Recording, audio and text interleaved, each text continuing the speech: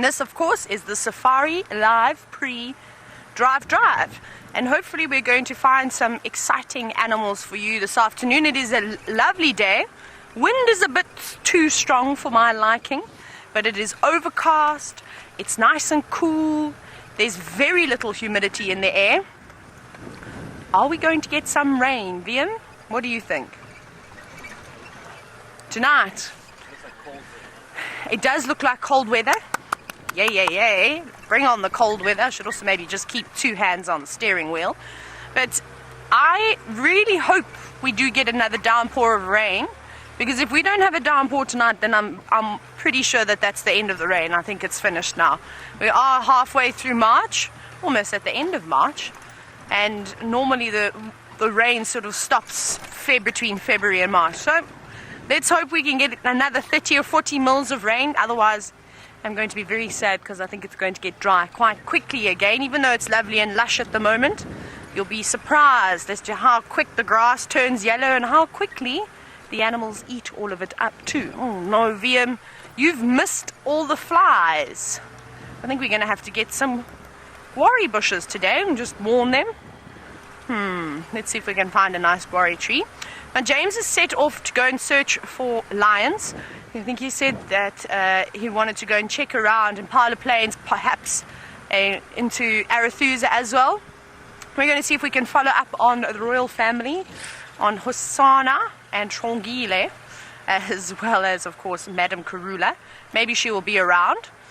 And then if we don't get lucky there, I wouldn't mind going back towards Cheetah Plains again to go and see if we can find those cheetah brother, which we had on the sunset safari yesterday. That was quite nice. I actually thoroughly enjoyed watching those boys. It's nice to see them back together again. Right, VM, if you spot a guarri tree, holler at me.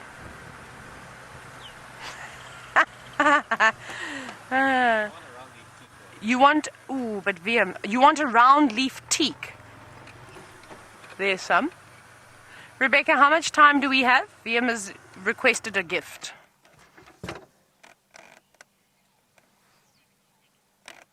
Right, we're doing this with great speed. Oh no. If I don't rip my shirt as I get caught on the wires. See, VM, I'm going through the tick-infested grass to get VM a round leaf teak fly swatter. Very specific. I'll join you today. We've got to be very quick at this. I'm going to be covered in ticks. Covered in ticks. There is your leaf. That's a welcome back present, VM. Yeah, so different today. Changing it up from the usual guarri bush and using a round leaf teak instead. Was that quick enough, Rebecca? Rebecca's obviously also back from her holiday.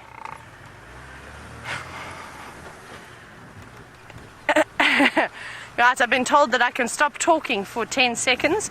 So we're about to start the show. I'll see you all in a moment.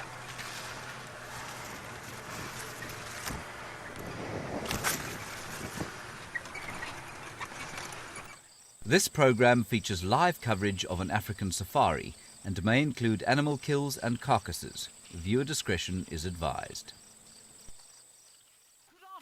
Good afternoon. The sun is just breaking through a heavy blanket of clouds here in the northeast corner of what is normally sunny South Africa. This is Safari Live.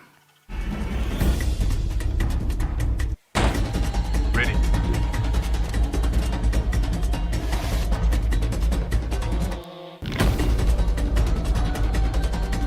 Standing by.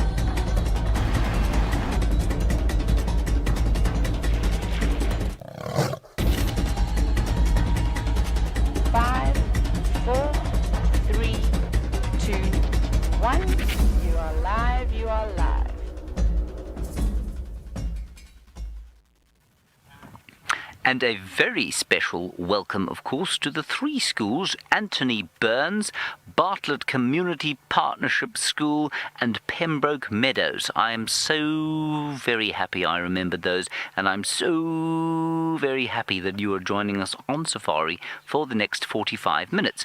My name is James, and on camera today is Craig. Craig looks like Batman, can you believe it? It's a pity you won't see him. He'll be filming me and hopefully a lot of animals during the course of the afternoon. It's morning where you are, of course. Taylor is the other person out at the moment. She's driving around, hopefully going to find you some leopards. We're going to try and find some lions, but on the way we'll find all sorts of other interesting things as we go. And you must please ask us as many questions as you want. Just tell your teacher what to ask us, and we will then do our best to answer them. If we don't know, well, who knows who does. Let's head straight across to Taylor. She is looking for leopards and she'll tell you about what to look out for. Good afternoon again, everyone. Welcome back to, of course, Safari Live on this wonderful afternoon for a sunset safari. My name is, now I'm going to sneeze. Excuse me. My name is Taylor, and on camera with me this fine afternoon is excuse me, okay, it's VM. Sorry, VM. I made him hold his hand out for ages before he could do his thumbs up.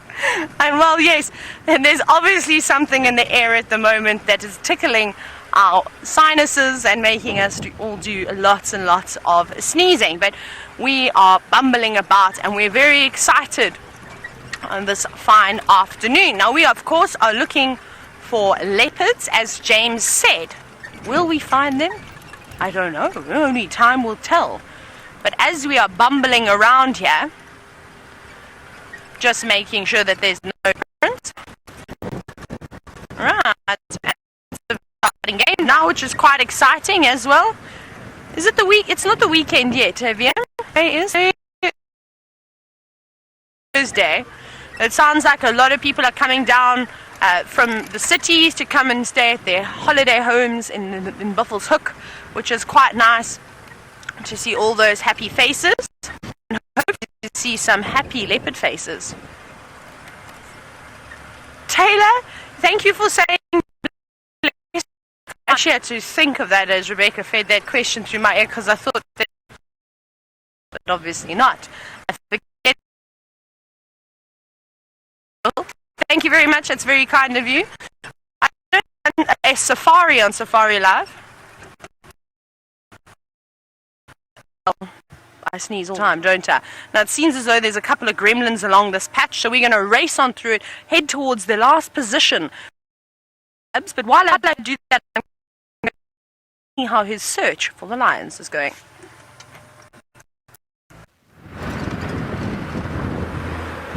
I haven't got very far just yet. We're heading now to the south and we're going to turn to the west very soon. Ooh, there's our very first animal of the day. Do you see it, Craig?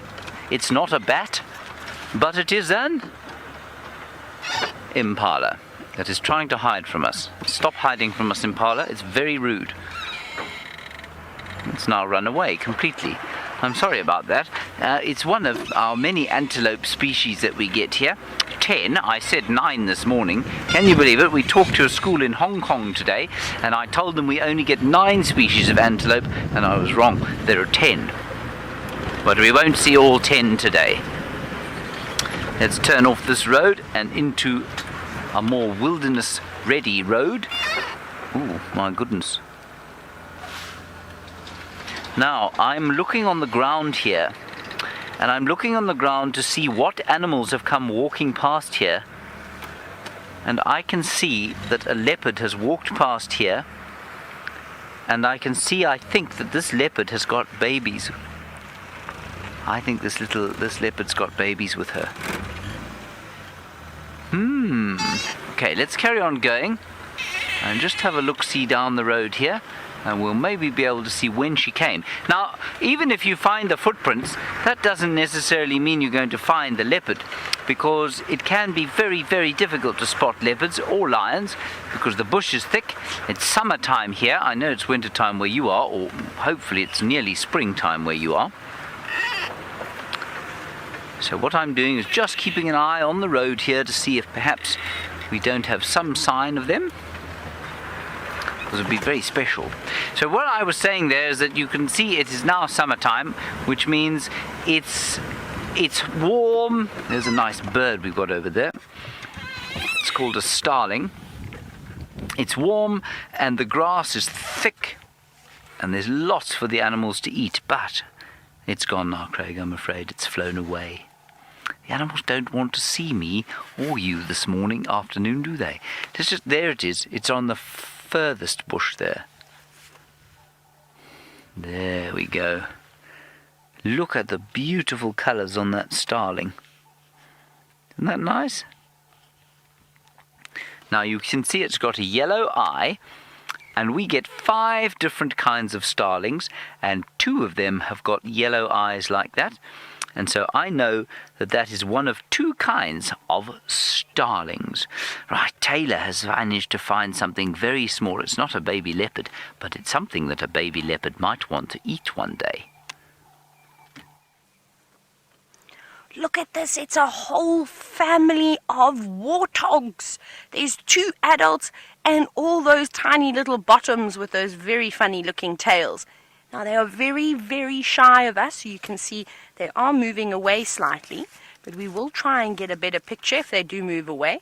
Hopefully they'll just become used to the sound of the car, and then they won't be too worried. But they are hungry, hungry, hungry for grass and for Mom's milk. Come on, you're getting left behind. Right, let me quickly go back. Let me see if I can reverse and maybe we can get another look at them. But like James said, is that they are a little bit nervous because there could be leopards around. This is the area.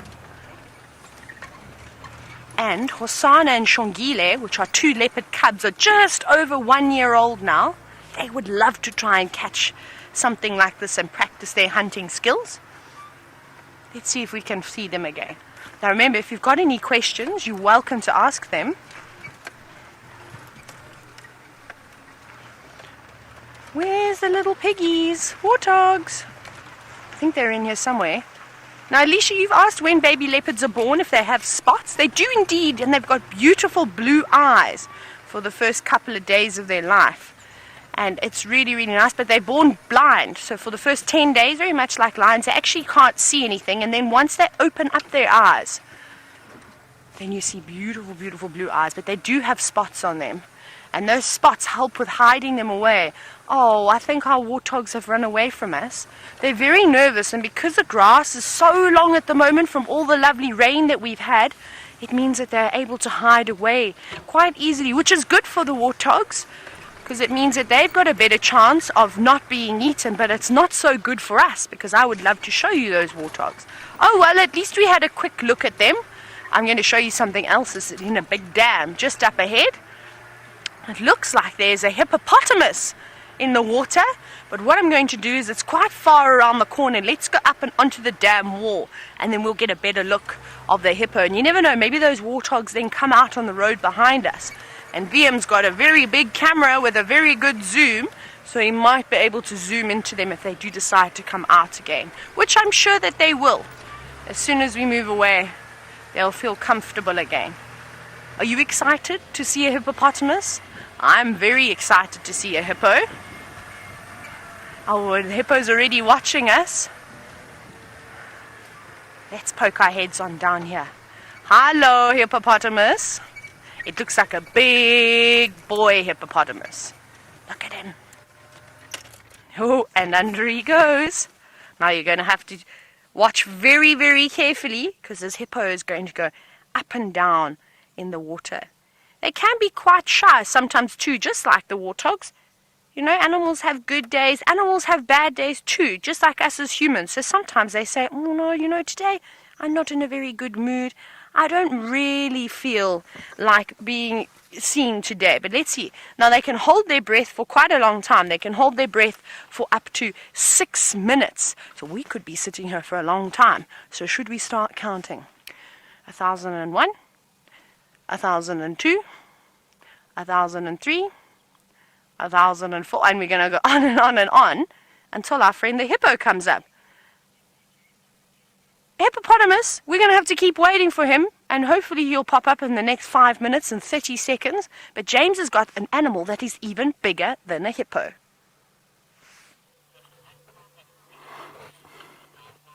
I do indeed, everyone. It is a huge elephant bull. And I'm whispering because he's turned round as soon as we drove up here. And that means that he heard us, he wants to have a look at us, and he's so very, very big, about, I'd say 3 times the size of the car that I'm in. And so we need to be careful of him and make sure that he's comfortable with us. And Michael, you're wondering if it's dangerous where we are. Michael, it is potentially dangerous. Now, what that means is that it can be dangerous, but it isn't always dangerous. And as long as we are careful and we are respectful of the animals and the wilderness out here, normally it's pretty safe. Now, for you, Michael, I imagine it would be quite a dangerous place to be because you don't understand this area yet. You haven't ever lived in a place like this. Now, for us, it's the same as if I was to go, for example, to a city I didn't know, and if I went walking around there and I didn't know what was going on and where the bad places were, well, then it would also be dangerous for me. But you know where you live, where the dangerous places are and where the safe places are, and it's the same in the wild out here.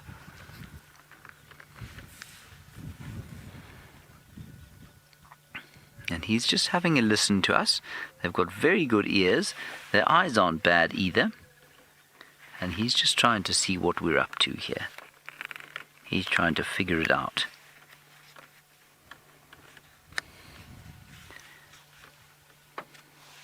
I think also these big elephant bulls, which are so huge, I think that they get very tired of walking around all day long trying to find something to eat. And so when we come along, sometimes they like to have a little bit of a conversation with us. And that conversation doesn't include words, obviously, but it includes other kinds of communication. And I'm sure your teachers will help you to understand what I mean by that. But you know how sometimes when you can see someone is happy or sad or cross, that's from their what we call body language. And so we are communicating with this elephant through his body language. I'm watching his body language carefully. I'm watching to see if he looks angry, if he looks upset, and he'd show us that by the way he held his head or opened his ears out. And Matilda, you want to know how we can tell the age of an elephant. It's not very easy. The best way, of course, is to spend a lot of time in the bush and a lot of time around elephants and with people who know how old elephants are. So I would say that this elephant is about 35 years old, 30 to 35 years old. He's a very big fellow. And unlike human beings, how you guys are all going to stop growing one day in the same way that I stopped growing when I was about, say 19 years old. I'm not 19 anymore. And I stopped growing then at about 5'8". Elephants don't ever stop growing. They keep on growing until the day they die. So the bigger the elephant is, the older it is. And we know that they live to 65 years old. So I think this one is probably about 30 to 35. Now he's behind that bank. Can you see that? Now can you believe it? Behind that grassy bank there is the biggest animal on land. And Ariana, while we wait and see if that elephant pops out, you want to know what an elephant eats. Well, an elephant eats what's on that bank. They eat lots of grass, and they eat seeds and pods and fruits and bark and twigs and basically any kind of vegetable. And that was also Ariana. You wanted to know that. Hannah and Ariana. Very nice question from you about the elephant. Now, I can see him. I can just see his ears popping up and down. There he is. Can you believe that just behind there is an animal that weighs 14,000 pounds just behind there? That's amazing. Now, Joshua, you're wondering how big an elephant's ears are. Well, they're pretty big. They're probably about the size of a large dining room table. So he's walking off now. There he goes. So about the size of a dining room tabletop. A round one. Now, the reason I'm not driving any closer to him is because when we got here, he did turn to face us, which means that he's not that happy to see us. He's not that unhappy either. But what we don't want to do is put him in a position where he feels threatened by us. So now as he moves off, we can move a bit closer, because it's when an animal feels a little bit threatened, when they feel upset by us, that they move away. Naya, you say do elephants have teeth? Well, you saw the teeth on that one. Those tusks are teeth. They're the same as these two teeth here on human beings, and they just grow out, very long and out of the elephant's mouth, and then they've got molars at the back, a bit like yours. So if you put your tongue to the back of your head, not the back of your head, the back of your mouth, you do that, and you feel those flat teeth at the back. He's got those two. He's got two on top and two on the bottom, but they're about that big.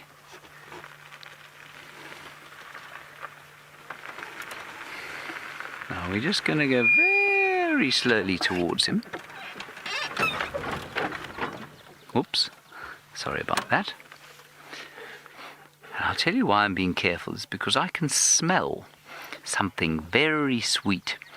And that sweetish smell is something that we call must. And that means that this elephant wants to be a dad. He's moving around trying to find himself a wife to see if he can't make another baby elephant.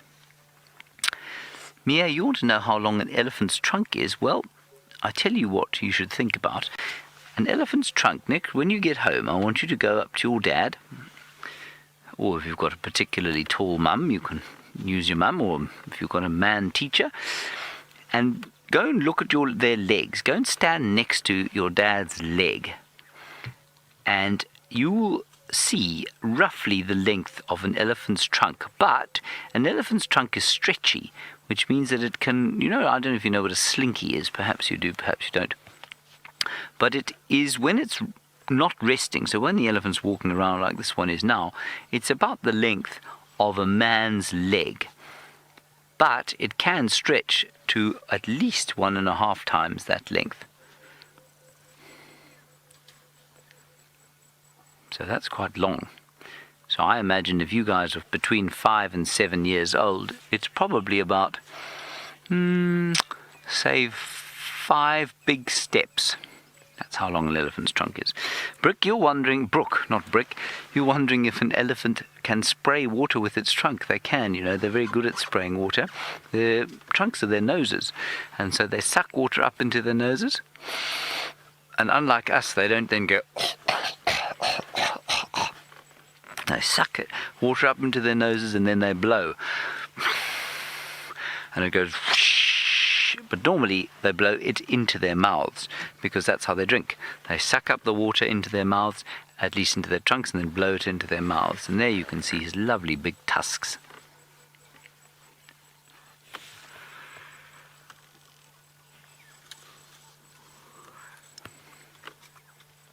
Isn't he wonderful? Now that smell I described to you, that lets me know that he wants to become a dad, also means that he can be a little bit cross, and so that's why we're keeping our distance. We're probably sitting about, I'd say 40 meters from him. That's about 130 or 40 feet. It's 130 feet exactly, in fact.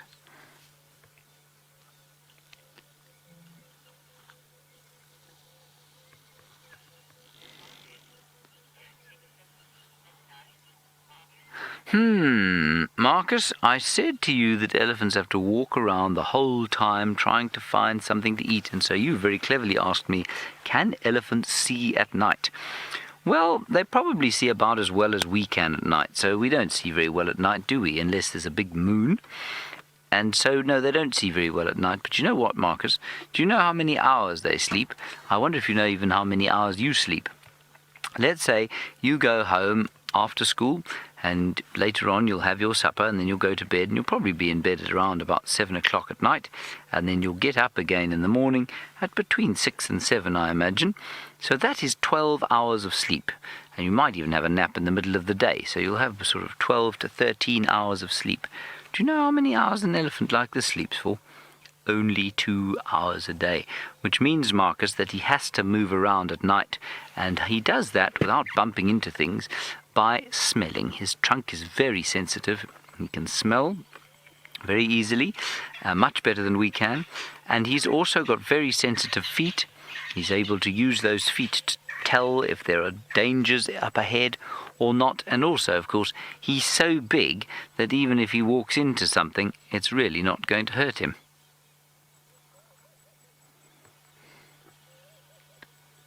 And I'm sorry this isn't a better picture, but I can't move forward from here, I'm afraid. We're going to have to just wait right here and see if he doesn't come out. I was also hoping that maybe the leopardess called Shadow and her tiny little babies would come out, but it doesn't seem that that's the case at the moment. But look how cleverly hidden that beautiful elephant is, because he's so huge, but yet he's very difficult to see. Now Taylor has managed to find yet another sea cow. Go and ask her what a sea cow is. We do have a sea cow, and why James is calling it a sea cow is because the Afrikaans name, so that's a language that we speak here in South Africa, sort of a dialect of Dutch, I suppose you could say, and that word is seerkoe, which directly translates to sea cow. And that's what happened when the Europeans started arriving in South Africa to explore these areas. They were actually seeing lots and lots of hippos in the oceans as they arrived in their big ships. Can you imagine? But now, sadly, we don't see very many hippos in the oceans anymore. We typically see them in these wilderness areas, and there are lots and lots of hippos all over Africa. But we waited a long time to get a view of this boy. Katie, now you're wondering, how do hippos swim? Katie, can you believe it that this big animal that lives in the water actually doesn't know how to swim? They've got very short, stubby little legs, which doesn't allow them to pedal very well. So what they do is they bob up and down in the water. So when they need to move around, if it's very deep water, they will walk. They'll sink to the bottom of the water, and they'll walk as if somebody was walking on the moon type thing. So it almost looks like, if you watch a hippo as it runs along the bottom of the water, it looks like an astronaut, as if they're running along the moon. They sort of glide and, take big steps. It's really, really amazing to see. But this hippo is all on his own, and he doesn't stay here all the time. He moves between quite a few different dams searching for lady friends, but sadly he hasn't got any lady friends. And maybe a little bit later, if you guys keep watching, I'll take you and show you a massive dam. It looks like a huge lake at Chitwa, and there are plenty hippos. But this is also quite a big dam now with all the water that we've had. They filled up nicely, and it's not just the hippo in here. We've got a couple of bird species too, and look at them, they're having a bath. So the ones on the right are white-faced whistling ducks, and then the bird on the left-hand side is a blacksmith lapwing. And we've got so many amazing birds here in South Africa, and they can be quite pretty. But you see them bathing is really cool. How amazing is this? See them? That's really amazing to watch birds have a bath. We actually don't see it as often as I'd like. Now, Brooke, you're wondering, how long can a hippo stay in the water for? They spend most of their day in the water, Brooke, and they need to try and keep directly out of the sunlight because they can get sunburned quite easily, but also the water helps keep them nice and cool. Hello, boy. And they will spend, I would say, in this particular area, about 70% of their day is spent in the water. And then when it's nice and cool, so even on a day like today, it's overcast, there's lots of clouds, it's not too hot, the hippos will come out of the water and actually go and eat. So it's mainly at night. So as the sun sets, as it drops behind the horizon, out come the hippos. They go and munch away on all the grass that you can see in these areas. And then in the morning, they go back. Leah, now you're wondering, why do hippos have such small ears? Leah, did you notice? Actually, I want to show you. Have a look how cool this is. When you look at this hippo, can you see that its ears, its eyes, and its nose, its two nostrils, are all on the same level? So it doesn't need to stick much of its body out of the water in order to see, hear, or smell. Did you see how cool that is? Now, they don't need particularly large ears because they're underwater a lot of the time, so that's not going to help them, but their hearing is not too bad. So their eyes they've got relatively good eyesight and an okay sense of smell too.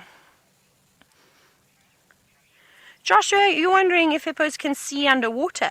Now, Joshua, in this water, I'm not so certain because it is very murky and it's quite brown. So even if you were to have very good vision underwater, it's difficult if it's lots of sand and all little particles floating around, because then the water's not very clear. So it's very, very murky. So I don't think that this hippo can see underwater very, very well. Look at that. And what happens when a hippo puts its nose under the water? It's actually able to close its nostrils. You see that? See, it's opening them. And then when it goes under, it closes them so that no water can go into its sinuses. There it goes. And then they love to blow bubbles. And under. How cool is that? Vanessa, Jody, and Taylor, you're wondering, what does a hippo eat? All of this lovely green grass that is growing around in this area. So we're lucky at the moment because there is so much grass around. So the hippos don't have to move far away at night. But can you believe it? That a hippo can walk up to 10 kilometers away from a water source. So they try and stay in areas where there's permanent water.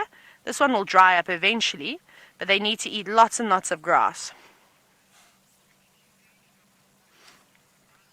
Marcus, we were just chatting about if hippos, what do they eat, and you're wondering if they eat anything that comes from the water. I've seen hippos, especially in Zambia, eating water lilies.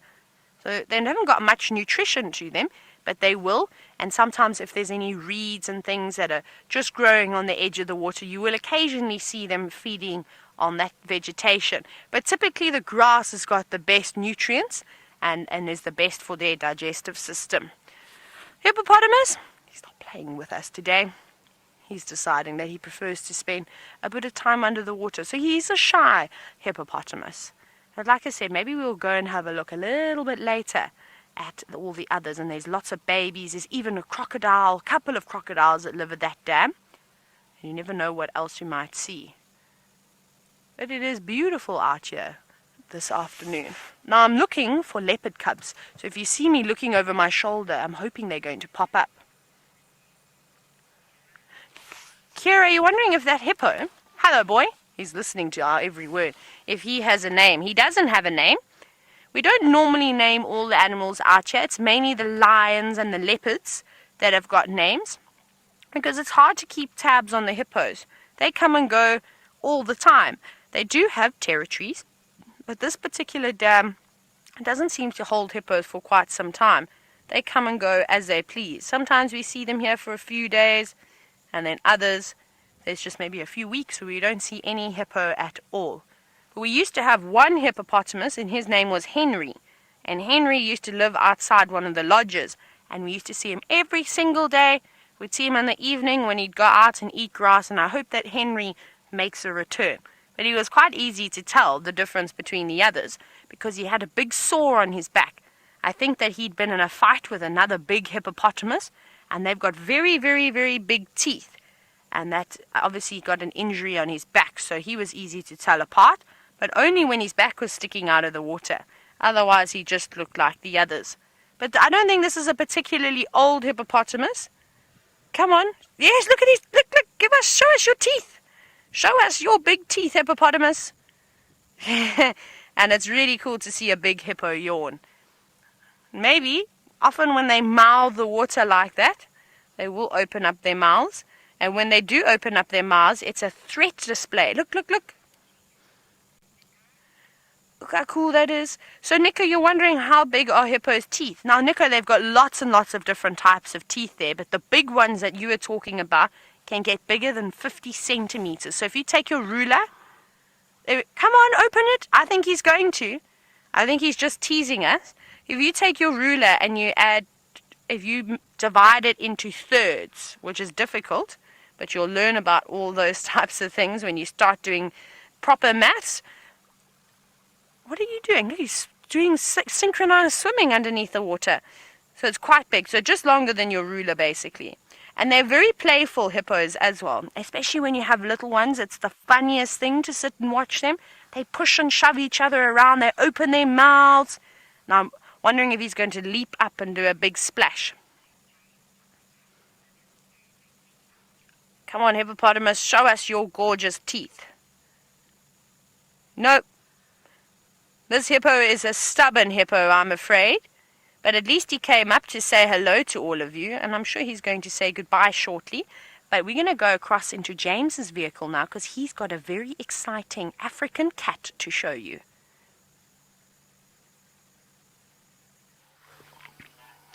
The biggest cat in all of Africa, and some of their babies.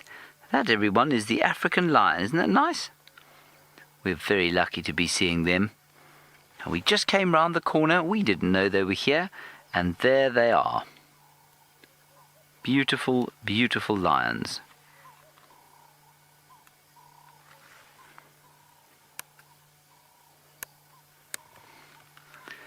Now, what we've got here is 5 lionesses and 6 little cubs. Now, the little cubs are not so little anymore. Some of them will be a year old in May.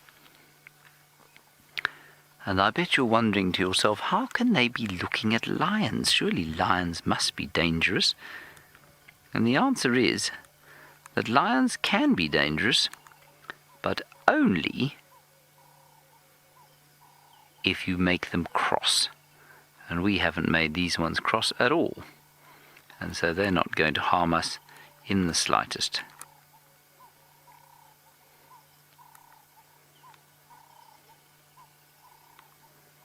Isn't that nice? I bet you didn't think you were going to see lions when you came to school today. And what's really nice is that they're actually doing something. Most of the time, lions don't do anything. They just sit around the place doing absolutely nothing. Because they get so very tired being lions. And you know why they get tired? They don't have a diet like yours. You know, you have a nice breakfast in the morning. And sometimes it's eggs, and sometimes it's bacon, and sometimes it's cereal. Well, these lions have to eat only meat, and so they're so tired. So, Messam, when you ask what do lions eat, the answer is they only eat meat. And that's very tiring. If you only eat meat, you get very tired.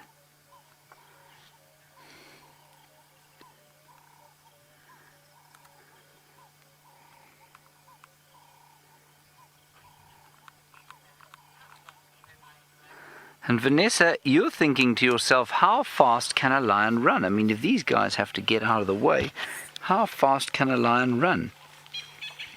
The answer, Vanessa, is, well, they can run at probably about, they think the top speed that a lion can reach is probably about 80 kilometers an hour, which is about 50 miles per hour. So I'm just going to move very carefully because obviously these lions, we don't want to startle them. They can run about 50 miles per hour, and I know that there are many of you in your class who are very fast, and I know you fast, but you're nothing like as fast as a lion, I'm afraid. They are so quick. They're not the quickest animal in the world. That would be a cheetah, which can run at 60 miles an hour, but they reckon that a fast lion can run at about 50 miles an hour. Isn't that amazing? Let's have a look at the little baby one at the far end.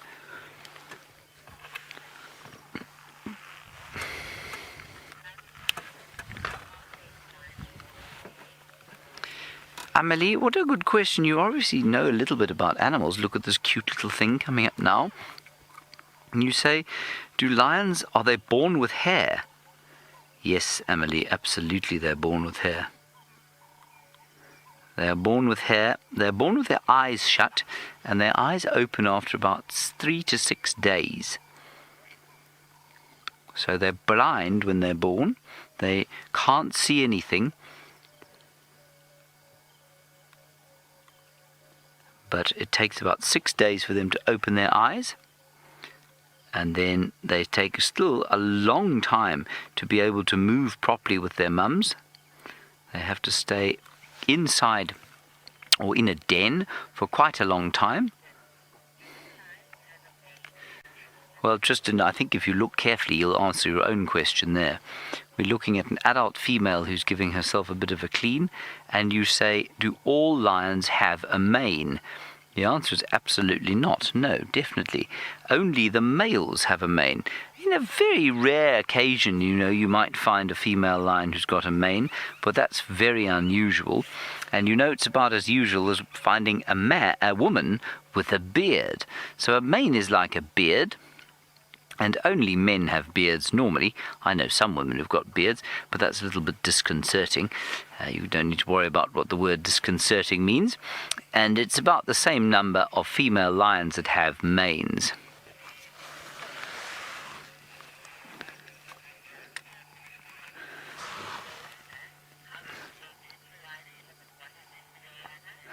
Diana, as we look at these 5 babies, you say, how many babies can a lion have at once?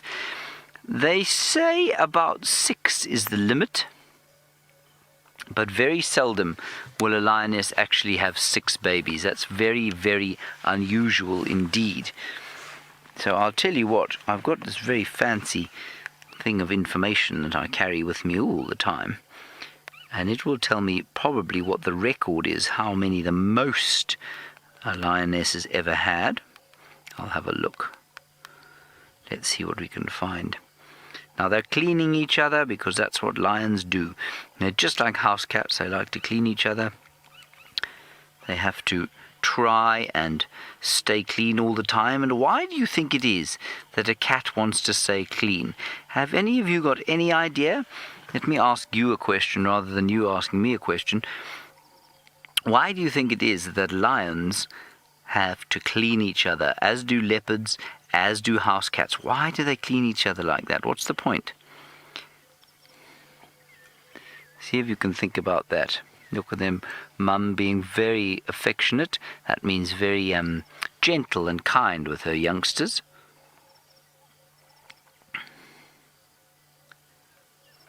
Let me just see if I can't find this number for you. Joshua, you want to know how old the mama lions are. Well, these lionesses are probably between 3 and 7 years old. I don't think all 5 are here. I think it's actually just 3 of them. 3 lionesses. There are 2 other lionesses that belong to this pride, and I don't think that they are here. So probably about between 3 and 7 years old. Lions don't live a very long time at all. They only live for around about 10 to 15 years. That's not very young, at least long, is it?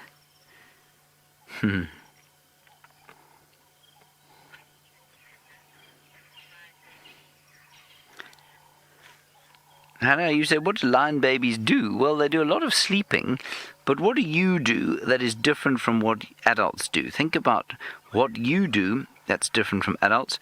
And I know that when I was a kid, what I always wanted to do was play, and I didn't find that the adults wanted to play so much with me, and so that's what these little cats do.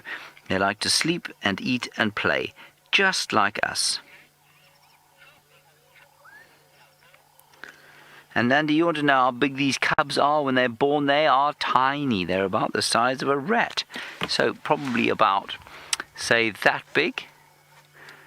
Isn't that tiny? About 8 inches long. That's minute, isn't it?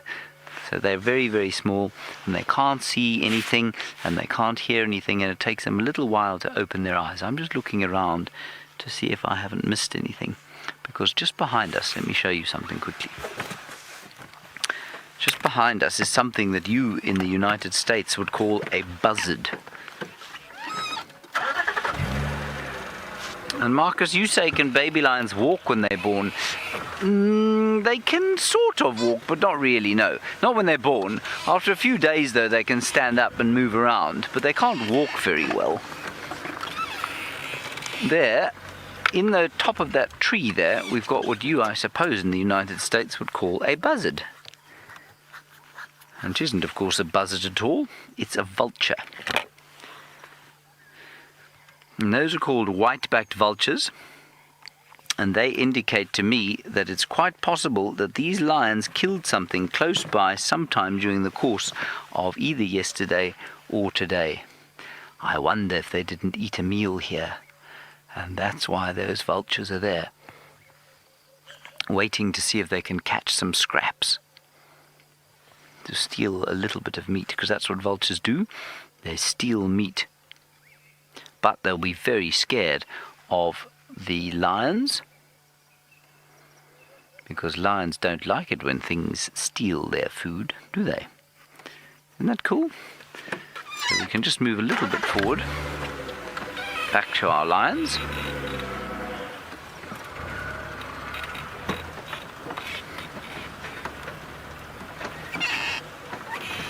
This is quite a nice picture of them. Michaela, yes, I'm afraid they do, you know. You say, and I bet you're very surprised by this, you say the lions lie down the whole day. Yep, pretty much. Remember we were talking about elephants and how they only sleep for 2 hours of the day? Well, these lions will probably sleep for 20 hours a day. 20 hours. Imagine going to sleep for the whole night and then going to sleep again straight after that for the whole night. That's as long as these lions sleep every single day. So you know how long it takes for you, for example, if you get up in the morning at 6 o'clock or 7 o'clock perhaps, and you have your breakfast and you go to school and you come home and you play around a bit, and then eventually it's time for supper, and then you go to bed again. All that time lions can sleep and do absolutely nothing. They're very lazy.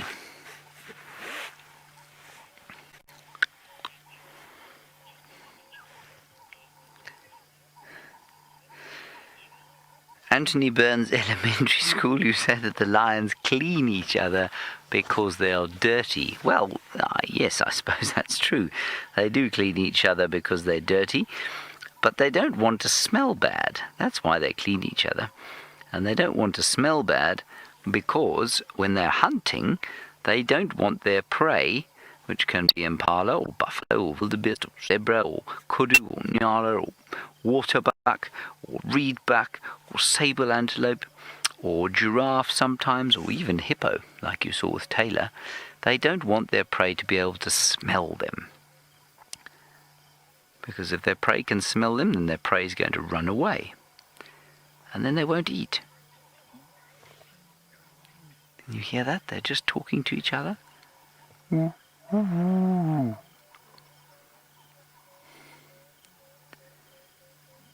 And we're very lucky to have them in amongst the grass, because if they were all lying flat just a little bit further into this grass, we wouldn't see them at all. They could disappear and we'd never know that they were here.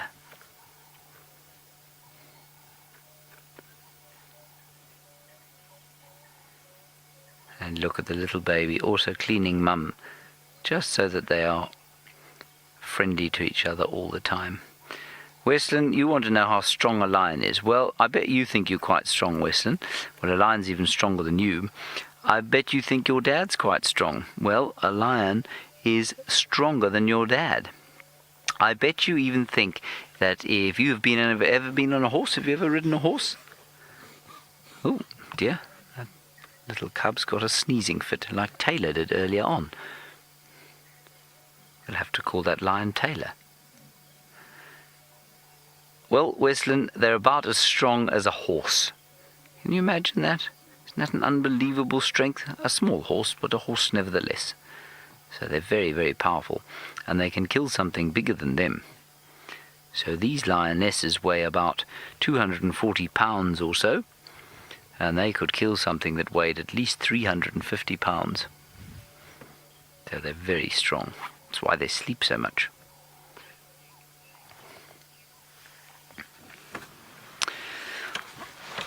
All right, everybody, from Anthony Burns, from what was the other B one? Bartlett? But it is Bartlett. Bartlett Community and Pembroke, thank you very much for coming on safari with us. I hope you have a lovely rest of the day at school. Try to concentrate, and remember, life can only get easier from your school days. Bye-bye.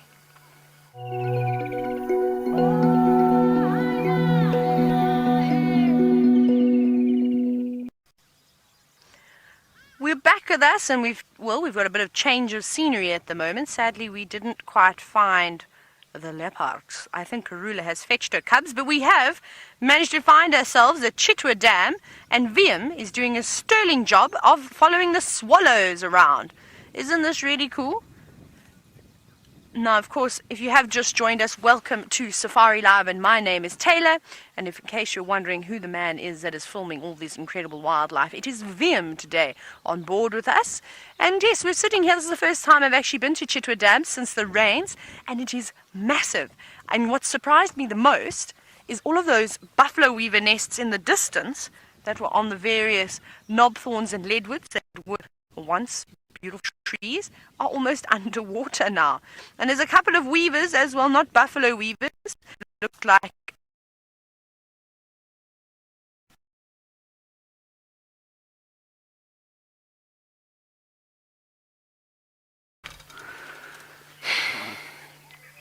We're live again, everybody. Hello, my name is James Hendry, in case you're wondering. Here we are with the Nkahuma Pride on Arathusa. And it's very nice to see them again, I must say. Please talk to us. Hashtag Safari Live. School drive's over. School day is over, as I'm, well, not school day, school drive only. So please ask us questions. And these lions are getting up. And that's quite unusual, as many of you will know, of course, watching these lions all the time. You'll know that they're not very good at getting up this time of the day. But it's quite cool out here. I'd say probably, I was told it was 28 degrees Celsius, which is 82 Fahrenheit. That is a far and contemptible untruth. I'm going to say it's no more than 26 degrees or so, which is 74 degrees, and not 74, 78 degrees Fahrenheit, which is actually a very pleasant temperature.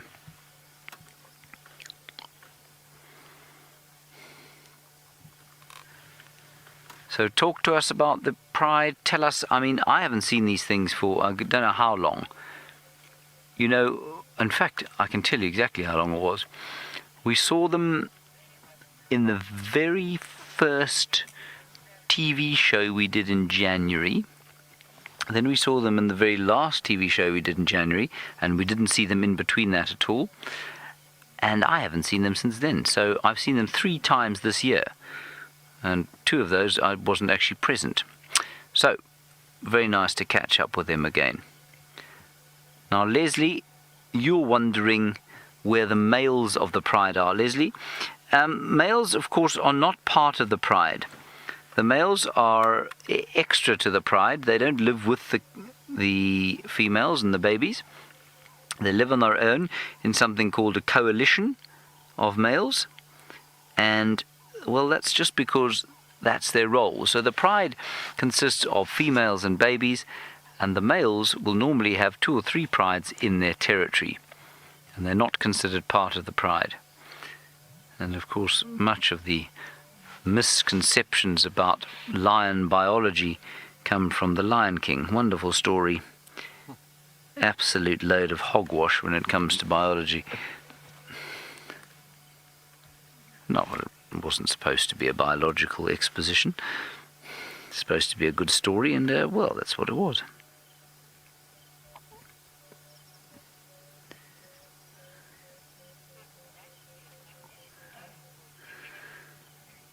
Now, great joy and rapture, unforeseen, out on foot this afternoon. He's managed to get his act together. He's managed to find himself some pajama donkeys of the McCurdy herdie. Let's go and find out how Stefan Winterboer is doing.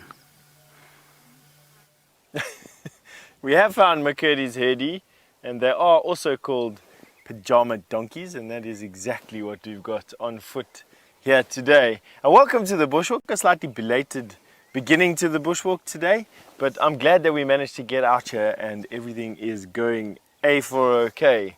And just look at this, we've got 3 different species of mammal right behind us. We've got zebra, which are apparent in the foreground, then some impala directly behind them, and off to the left is a bull nyala that's walking away into the distance, a fully grown bull nyala. although we see them around camp, I can't actually tell you when the last time we saw a decent sized nyala was around here, or not at least me on foot. So for those of you who are wondering who I am, my name is Stef Winterboer, and on camera today we have Dave. And that was our plan, pretty much, to come and look for the zebra that we had this morning. I didn't quite know that the lions had been found in Arathusa this morning. I was almost convinced that the lions were somewhere around here. There was just too much commotion this morning when we were busy with tracking around here. The zebra were walking circles around us, giving alarm calls. The impala were giving alarm calls. But it seems like either they were scared off or the lions were scared off by something else. And I heard James was speculating as to where the Birmingham boys could be. You know, it's not uncommon for lions around this time of the year to spend a lot of time dispersed. The only place that I know of where lions actually collect collect in the wet season. No, am I saying this correctly? No, I'm not. Oh, the only place that I know of where lions collect and not disperse in the wet season is the Central Kalahari Game Reserve. Everywhere else that I know of, lions in the wet season disperse, and the reason for that is because the animals are so dispersed. There's not enough to feed a pride of lion. Think back a couple of months when you were watching the Nkahuma pride basically living at Djuma Camp and around Djuma Camp. They were killing a buffalo almost every single day. A lot of meat to feed one pride, but if you remember, they were finishing those buffalo in a single night. There was enough mouths to feed there that a buffalo only lasted them one single night. Now those cubs are a little bit bigger. Can you imagine how much meat those lions are needing on a daily basis to sustain themselves? Of course, with everything dispersed, they're not getting enough of that, and these lions disperse out into the wilderness and into the bush around us, and hence we don't see them that often. That, and with male lions at least anyway, they also need to patrol their territories. Now, on the question of territories, Hannah has asked me about giraffe territories and, zebra territories. Hannah, zebras have a home range. In other words, they live in a place, it will have a boundary. That boundary will be quite fluid, but they do not actively defend that boundary. What zebra do have is the males will have a harem of females, and the males will actively defend themselves and their harem against other males, but they don't have a territory. A territory, as far as I'm aware, is defined by an animal's ability to protect and mark out that particular territory. We've all seen leopard, or at least most of us have seen leopard walking down the road, and quite often they'll walk up to a bush and rub their face on the bush, turn around, spray some urine at that bush. Quite often you'll notice Brent also talking about how he can smell that lovely scented urine smell that the leopard spray all over the place. Leopard are very territorial. There are other animals that are territorial as well, but for example's sake, we'll use leopard. And they mark out territories. They also fight one another. We saw Tingana and the Anderson male fighting with one another over territories, walking parallel to each other. Lots of roaring, lots of growling, lots of bluff and bravado, basically. We've seen male lions fighting with one another over territories. So basically, lions and a lot of animals have territories, but those actions I've just described are actions of an animal that is territorial. We don't see zebras doing the same, but they will live in an area. That area will not change, although it'll be very wide and will have fluid boundaries and could even be seasonally variable. In the wet season, they'll move far away from water sources into areas where food is good. In the dry season, they'll start to concentrate around water sources and the remaining food that's left. All right, why don't we send you over to Taylor, who has an update for you because she's en route to Cheetah Plains. I'm sure she'd like to tell you what she's up to. We're eventually going to get there, Steph, but we're going the scenic route. VM and I are bumbling around. We've just discovered the Bushbra site at Chitwa. Would you like to have a look how beautiful it is? Now, it's perfectly positioned underneath a massive jackalberry, as you can see. So this is where guests would come to have a dinner under the stars. And there's no fence around here, so lions, leopard, elephant, hippopotamus, any animal can join you on your dinner, which I think is quite beautiful. And you can imagine it would be lovely, especially in the winter months, once these clouds will start to clear away and you get a beautiful starry It's much better than that. One of my favorite places to actually have dinner in the bushes in a riverbed underneath the stars. That is also in a little bit of water during the day is nice to have a nice little cool lunch. But yes, we are just out here, and I'm a bit sad about Chitwa Dam. All our hippos have obviously gone around the corner where the water's a little bit shallower, and it makes it quite difficult because we obviously can't see them anymore. One that was sort of close to the rooms, but the rest could see around the system.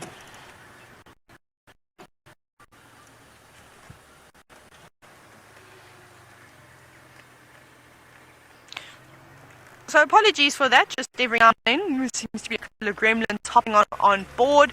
Of course, if you're not sure what a gremlin is, in case you're a new viewer, it's the term we give when we have little signal patches that aren't great. Now remember, we are out in the middle of Africa, so sometimes we don't have the greatest spots, but I'll make it up to you. And we're now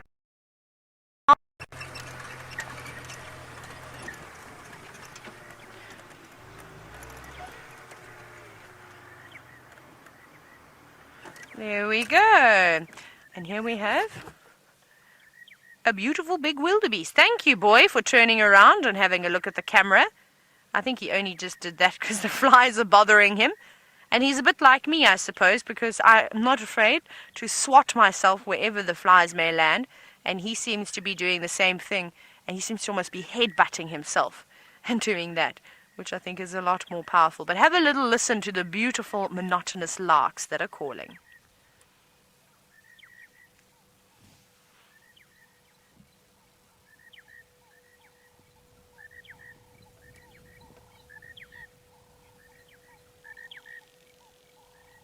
Isn't that beautiful?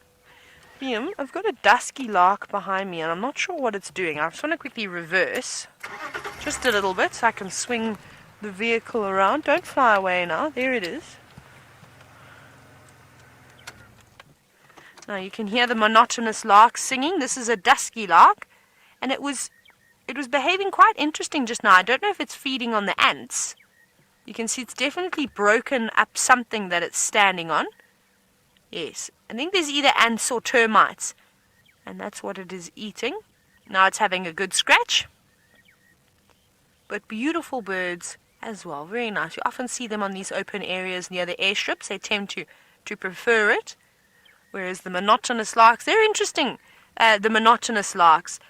You know, I always know larks, they prefer to sit on low-lying shrubs, particularly the rufous-naped lark, and sitting in the grass. The monotonous larks love to sit in the long grass, but they fly to the tallest and the tops of the trees and sit up there and often sing their beautiful tune as well. Whereas the dusky larks are normally just running around on the ground. Like I said, they prefer the open areas, sometimes sitting on the termite mounds and smaller bits of things too, including this little bit of sand. It is decided that it is also quite a nice spot to sit on while it preens itself. I'm wondering where its mate is, because they did see both of them running around here. Perhaps it just got a fright and flew off somewhere, which I'm sure that they will rejoin at some point. But that was really cool. Just a couple of nice little birds while we're here on the airstrip. Now let's go up along a little bit further. This is my favorite spot for elephants, just because of the beautiful light. And have a look at those crepuscular rays now coming through. Look at that. This is one of my favorite things. How beautiful is that? Ray, now you're wondering if that lark we've just seen, the dusky lark, will form a flock. Whereas the rest of them, they normally just, they're not quite gregarious. The monotonous larks, there are plenty of at the moment. But and then the rufous-naped larks, you also just see pairs of them, though typically you'll see them just on their own. We might see some Senegal lapwings around here, crowned lapwings, which can be gregarious. Hello, boy. Bobby, now you're wondering if it's unusual for this wildebeest to be on his own.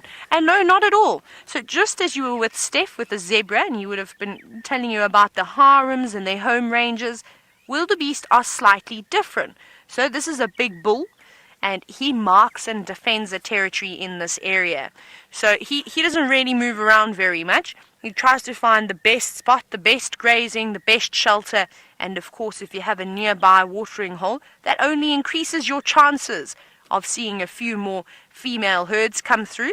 So basically, he'll hang around here, and it's a good spot. It's nice to be on the airstrip. There's lots of lush grass around here, and again, there is water close by.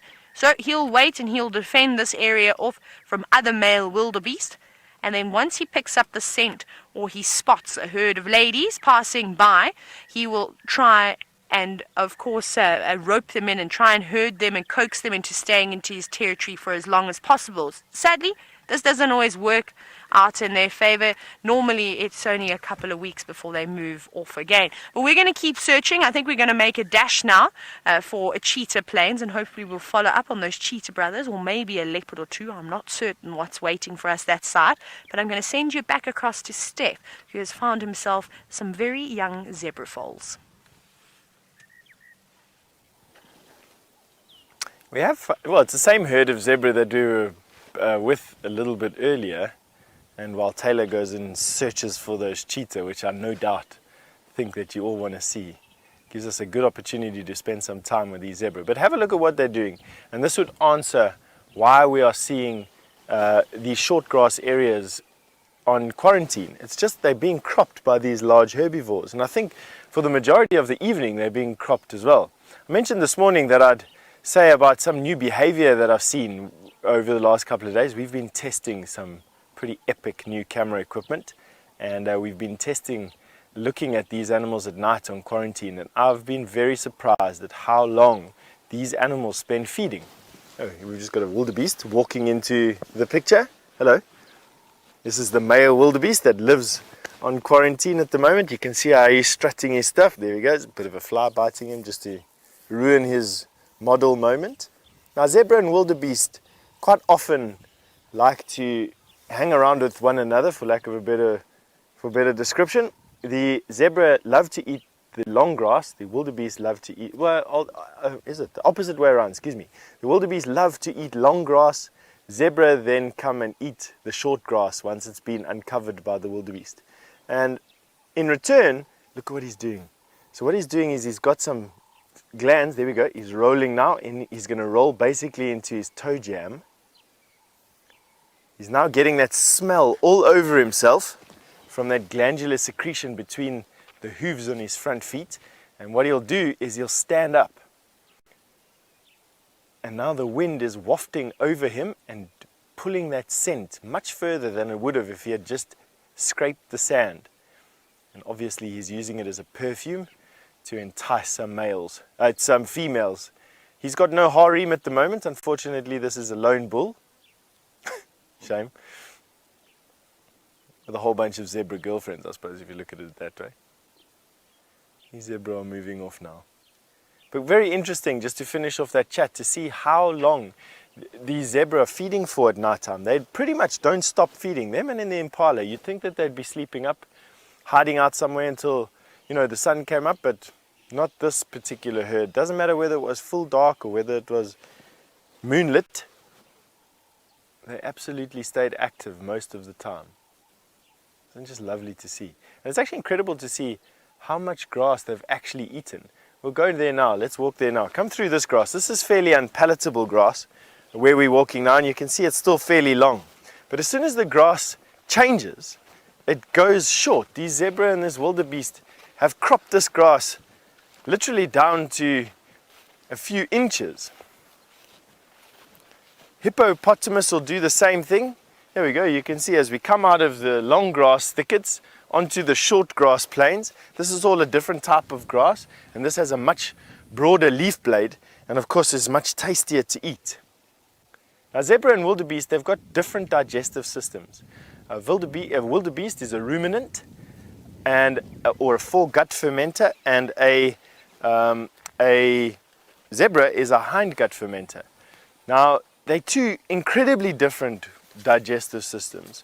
One, the ruminant or foregut fermenter, is capable of digesting very and spending a long time taking every bit of nutrients from a piece of grass, but they're restricted to the very palatable grasses, the very good grasses. Zebra, on the other hand, cannot take everything out of the little bit of food that they eat. They constantly need to eat. But because of this, they can also digest unpalatable grasses. So zebra have a much wider range of grass that they can eat.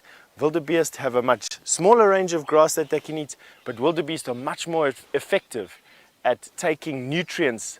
Oh, what's going on there? Oh, a bit of an altercation. Look at what they're doing. Now, just to remind you, we're standing here on foot watching this from about 100 yards away, speaking at the top of my voice, and they're completely unperturbed by us whatsoever. Actually very nice. It's just one of those things that I've enjoyed so much. Wow. They're kicking one another. I wonder what's happening.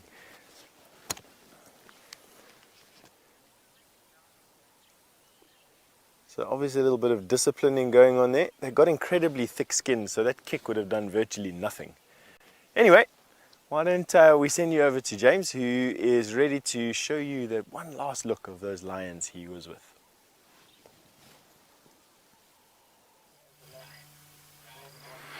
Now, yes, indeed, there is some discipline going on with the zebras. There's a lot of play going on here, and I will tell you just that Steph disciplined me earlier on today.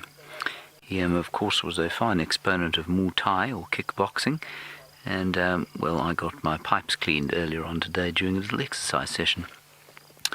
I can barely move my hands. I think tomorrow that I will probably have to be carried onto the vehicle. Anyway, as they say, that's what happens when you roll with the big dogs. And we're going to get Rebecca to drive for me.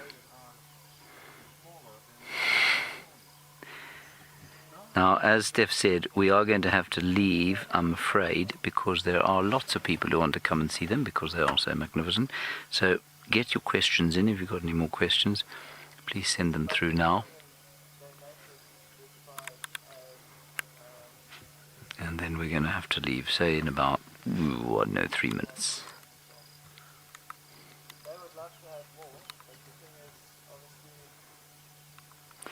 It's a very cute little scene, this, I must say.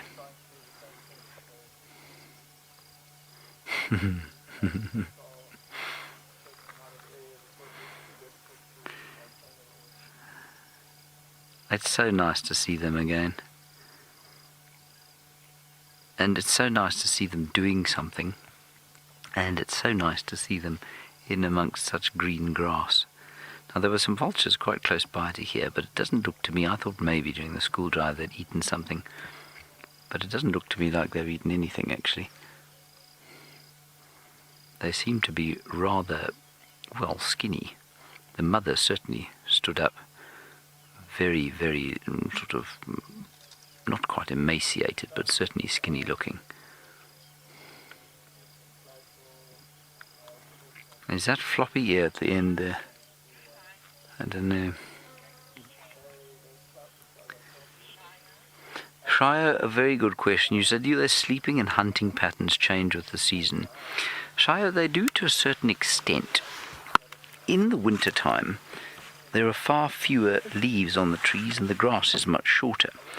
And the result of that is that the hunting for a big species like this becomes a little more difficult in the day or in the light.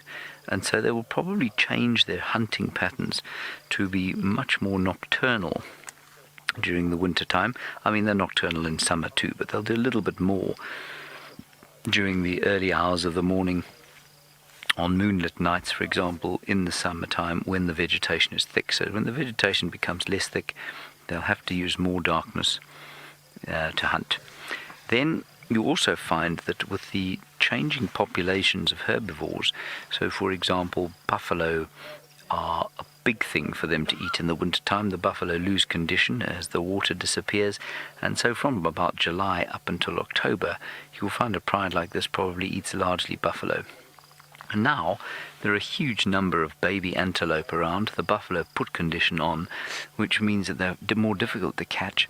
And so I think you'll find that they're probably knocking off impala and kudu and nyala almost at will at night time, but that those animals won't be going very far to feeding the pride because there are so many mouths to feed. Their sleeping patterns, I don't know that they change too much, no.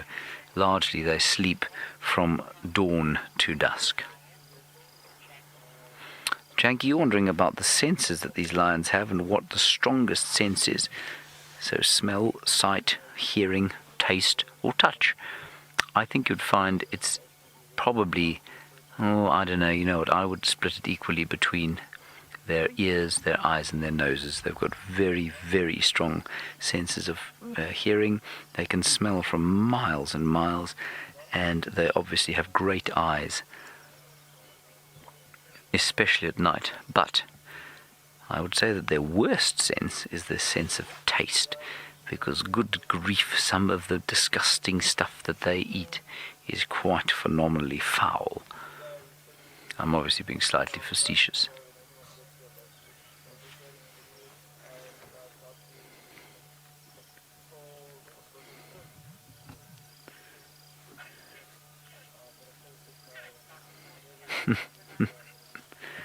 Jamie, you say, is there a song for when we have found the lions? Yes, it's the old Queen song, We Are the Champions. Craig and I sang that to each other. The lions clapped along, and Craig, of course, does a very fine Freddie Mercury sort of impression. And so, yes, we sang the song We Are the Champions as soon as we found the lions. And Craig, he nearly frightened the lions to death, of course. They nearly got up and left. Didn't you, Craig?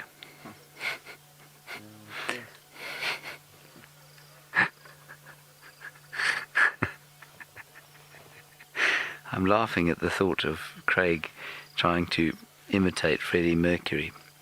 Craig is the most chilled out person I've ever met in my life, and to imagine him strutting about on a stage is profoundly amusing.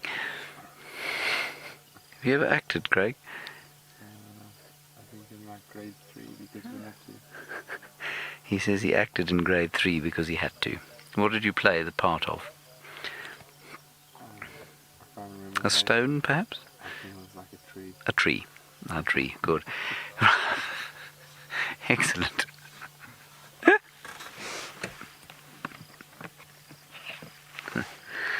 All right, everybody, we're going to have to leave these lions now, and we're going to head off. I'm going to see if we can't maybe get lucky with Shadow's youngsters. We'll probably drive this drainage line once more, go up and check around Red Dam and see what else we can find around there. Okay, goodbye, Uncle Pumas. We will see you on the flip side. And so while we do that, we're going to head over to my Muay Thai teacher. If you look carefully, you will see that there's a slight shake in my hands, and that's because I'm actually unable to use them anymore thanks to him. So please thank him on my behalf. I feel sorry because we're not going to be able to listen to James's sultry tunes coming from his guitar in his room after game drive today. It's always a firm favourite of mine, is to come home from a walk and have James playing his guitar in his room. So sorry, James, my fault. But just have a look at that sky out there. How epic is that? We've got the clouds being broken and the sun, pretty much rays of the sun coming through the clouds. That's mainly just, it's not dust in the atmosphere, that's just humidity. Can you believe it? So that happens when there's a lot of moisture in the air, and we've got rain, well, not rain, we've got the rays of the sun coming through there. Can we actually see it? Yeah. How awesome is that? Don't forget to get your screenshots ready. That's not every day that happens. You can mark it down as a day to remember. Very nice.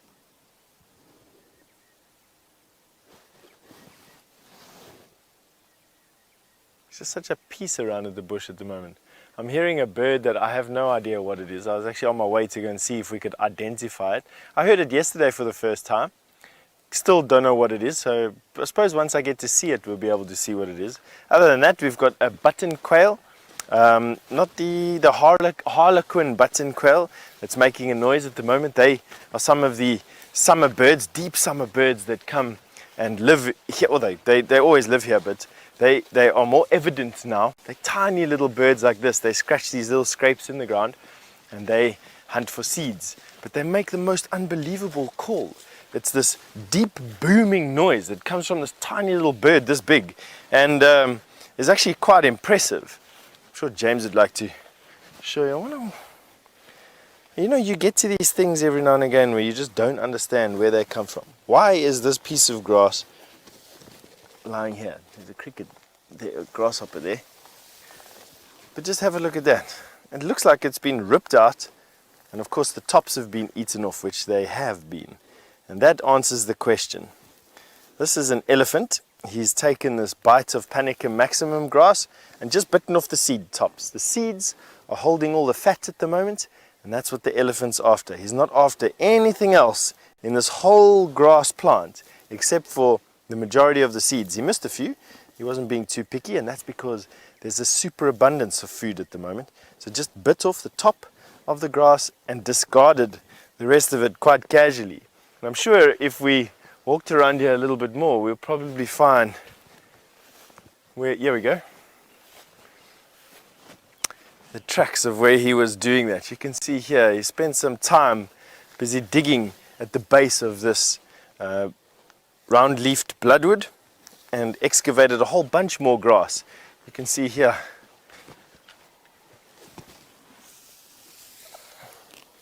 flattened all these stems and just had a good munch here today. I don't know when this was. It was probably yesterday. It's not the freshest of tracks. That grass is nice and dry already, and the sand is nice and dry. It was probably yesterday that these elephants were through here, busy digging for that. All right, let's go and look for these birds. They've obviously stopped calling now, which is, you know, part of what it does. Flies are thankfully not as bad today as they were this morning. Oh, look here, a garden orb, a massive one. Just where you'd expect one to be. This is where insects would be blown or would fly into the gap, and right in the middle is an insect. I've got a new fact to share with all of you. Recent studies have just determined that there is 25 million tons of spiders in the world who consume 600 million tons of insects per year. So just think of that. There are 25 million tons of spiders in the world who consume 600 million tons of insects. Now, to give you an example of how much that is, all the humans on the planet consume, between just beef and fish, 600 million tons of beef and fish per year. So spiders eat the same weight of insects every year as what humans consume beef and fish on the whole planet. How's that for a fact? Pretty cool, eh? So you can imagine without spiders what the insect load would be like on this planet, and what diseases would proliferate. So spiders form a very vital part. As horrifying as what they form a very vital part to our ecosystems to maintain that balance. Without spiders catching flies who are vectors for disease, for instance, and other insects, mosquitoes, for instance, without spiders catching these insects, we would have a lot more people getting infected by the bites of these insects transmitting these viruses and bacteria. This particular spider is a full-grown garden orb spider, one of the largest spiders that we get here, and one of the two largest spiders that build orb webs, the most complex and sophisticated webs on the planet. I think it's just fantastic. This has been here probably for the whole summer already. I can just see it's just old and raggedy. Very, very nice. All right. As we carry on with our adventures, while I try and get close enough to one of these birds that is calling so I can actually identify it, why don't we send you over to Taylor, who's at Cheetah Plains. So we're on Cheetah Plains finally after, well, some interesting navigation that we did. Now we're just about to arrive at 3 in a row pan, where the first animals to meet us are a blacksmith lapwing and 2 impala rams. Hello, boys. You can hear the lapsmith blackwing. The blacksmith lapwing is not happy with us. Don't shout at us. We won't drive over your eggs, I promise. I wonder where its eggs are. They're super camouflaged. If you're very, very lucky and you look very, very carefully, you might be able to find them. Hello, boys. That blacksmith lapwing. I keep wanting to say lapsmith. Not shouting at the impala. Definitely not happy with us. But they overreact a little bit, these birds. So we'll just keep our distance from it. Now it is settling down slightly. There's a good birdie. That's better. That is how we want you to be calm. But beautiful birds there. They've got the most striking colors. That black and that white is so bold. A little bit of grey. And also still going to carry on chatting away. Let's go up a little bit further. Let's check these dams. I just want to have a quick squiz around here before we make our way down to the big open plains. Just check that there's perhaps no elephants coming down for a drink. Hey, boys. I haven't seen any leopard tracks either.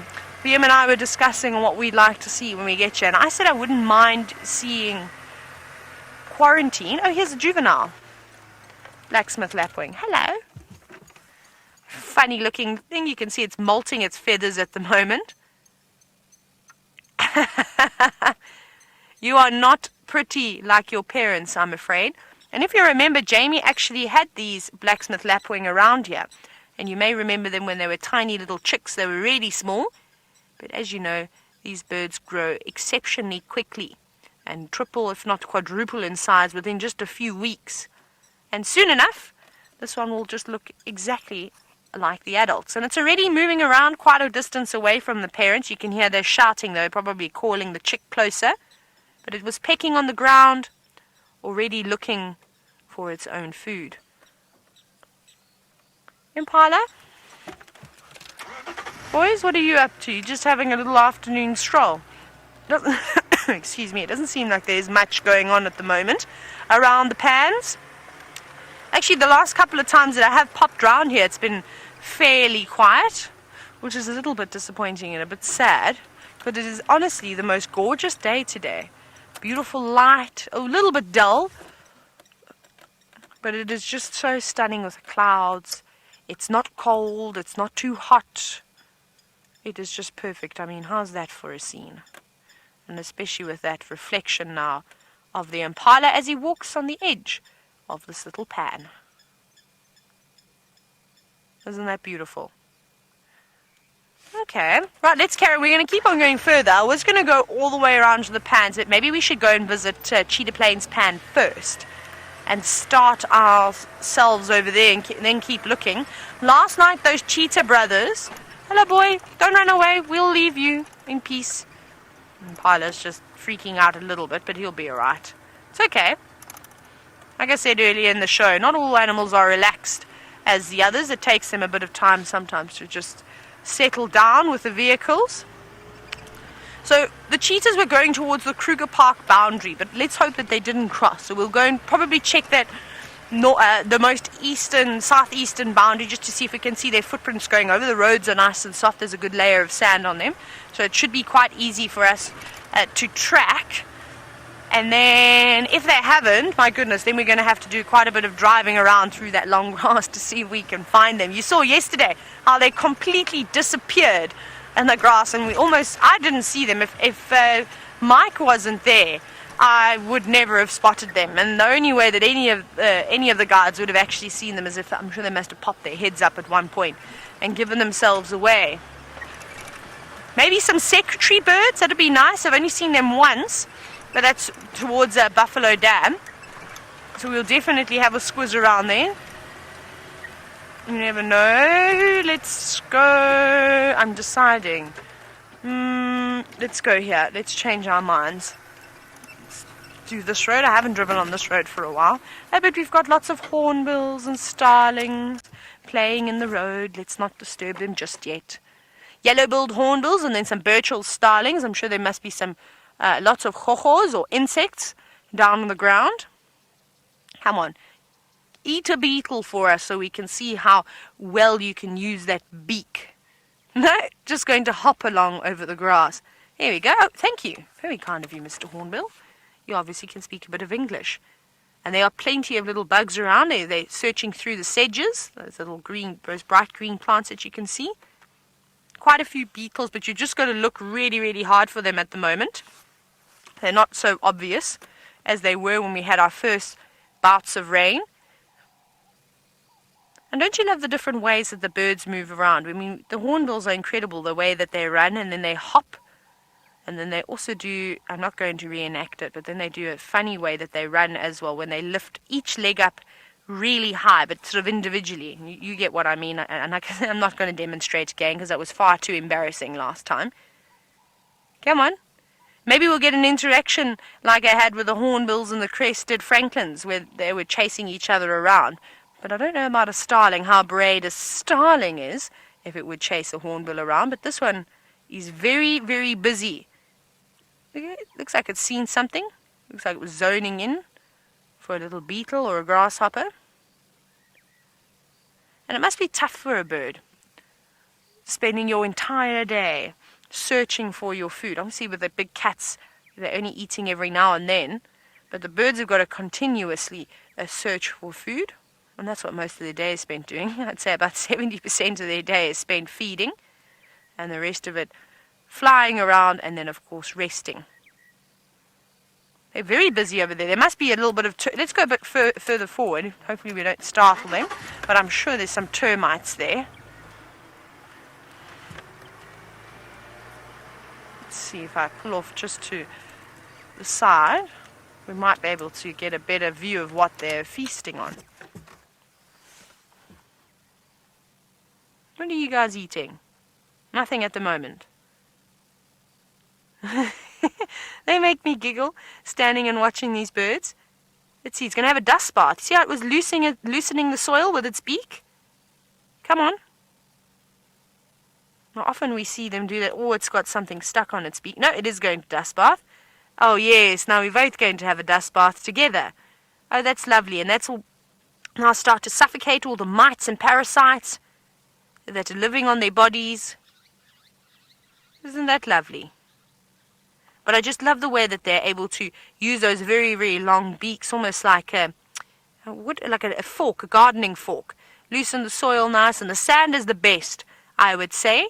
It's got the finest dust that comes off it. You can see it now as they sort of flap their wings around and get all the fine dust covering, all the dust particles covering their bodies. What have you got in your mouth now? Picking up something. It didn't look like an insect. I wonder if it was just a piece of wood. But it looks like the female is I don't know, maybe they're two boys. No, I think the female is the one closest to us. Her beak is not quite as robust as the other ones, now pecking the ground. Hey guys, you're kicking up a bit of a fuss there. We've been seeing lots of these birds dust bathing at the moment. It really, really is fun. And then hopefully, I'm still waiting to have a sighting where we watch Cape glossy starlings bathe in the water. That's one of my favorite things to watch. They really are quite comical, whether they sort of cover themselves and shower themselves with water. But we'll just settle for dust bathing hornbills. Hey guys. And we had amazing sighting. Remember we were watching, we'd forgotten which bird it was. I think it was a hornbill that was anting. So picking up ants and actually putting it on their feathers. And I'd love to see that again too. And I believe that you're all loving this sighting. It is. I could spend hours and hours with hornbills, and I often do. When I go into the Kruger, into other parks, or if I'm just going on a bumble for myself. To me, they're one of the most comical birds out here in the bush. And a lot of people, and including, I'm going to talk about my dad now. My dad hates birding. He's the kind of person that, does, or if we have to stop for another bird, I'm going to die type of thing. That's my dad on safari. He just wants to see all the action, but he likes eagles. We've now got him to enjoy eagles, and I think his favorite bird is actually the secretary bird. He enjoys seeing those. But he also will now watch hornbills. And they are so entertaining. Always busy, always doing something, pecking, throwing something in the air. See, now look, now it's found something else that it's going to pick at. It must be trying to look for caterpillars on the Weltheria plants. Let's see if it's going... Yes, it did get one. Let's actually see what... It is picking caterpillars off. That's lovely. So we were actually talking the other day is how we haven't really been seeing too many more caterpillars, but you can see those leaves have been eaten. Lots and lots of holes in them. And we've worked out that the caterpillar species that are feeding on the Weltherias, oh, there's a caterpillar right above its beak. Can you see it there? There we go. Well done, Viv. It's lucky. So these are all acria butterflies. Oh my goodness. And if you look very carefully, all these plants are covered in them. Above its head, there's a whole lot of those caterpillars. So this bird is having an absolute feast at the moment. Now, where's your partner? Because I don't think that that's very nice. If you were on date night, you would be dishing up a plate for your love too. But I suppose there's no courting going on at the moment. I think they've done with their breeding. My goodness, you've just missed all of them. You're not a very clever bird. It's something else caught its eye. So, from what I'm learning as we sit and watch these birds too, because we learn as we sit and watch every single day, is they seem to have quite a short attention span. And the smallest thing grabs their eye. It's like sort of like, butterfly syndrome, like what I have. And it's gone from tasty caterpillars, which are full of nutrients and full of fat and make up a great meal, to now pecking at something else. What are you eating? Ants? I can't see the termites, or lots of devil's thorn growing around there too. And it's searching. Go back to the Weltherias. Come on. What else are you going to grab for us over there? See, you are not very clever, birdie. I can't even see where the other one is gone now. It's now disappeared. Liam, would you like a tasty caterpillar? No, not. Fried and peanut butter. It's like peanut butter. Yeah, fried and peanut butter. If we fried and peanut, otherwise we'll have to find you driver ants to eat because they taste like peanut butter. We'll just we could just saute them a little bit. We could do some chili and garlic. Don't need to fry them out. It'll be quite nice. Of course, I don't think Liam and I are going to eat any caterpillars tonight. We're very lucky we don't have to be like the hornbills and eat them, and all the other insects we can just eat normal food. There's a lot of flowers coming out again at the moment. It's amazing how it also changes. Everything died out for a bit. Oh, now they're gone. And then all of a sudden, it's like the sort of a second rejuvenation of the bush, and all the devil's thorns have come out again with those lovely purple flowers, which is quite nice. Okay, hornbills, thank you so much. You guys were wonderful, but we're going to go now. Bye-bye. We're going to keep searching. That was really cool to see that hornbill feasting on the Weltherias, on the caterpillars that were on the Weltheria plants. That was lovely.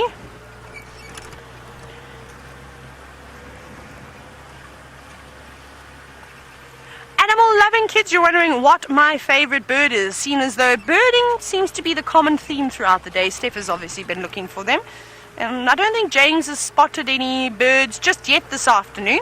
My favorite bird, VM, you also have to think of your favorite bird. Mine has to be, I would say, a secretary bird. My all-time favorite, the Sagittarius serpentaris, is one of my favy gravy birds. I haven't seen them in such a long time, barring the very quick sighting that we had when we started the series that we had with Nat Geo Wild at the beginning of the year. I saw them very quick one afternoon, but I used to see them on a regular basis down on the southeast coast, so on a game reserve called Karicha. There were many pairs that were actually breeding. They were breeding on top of the currants, the risses.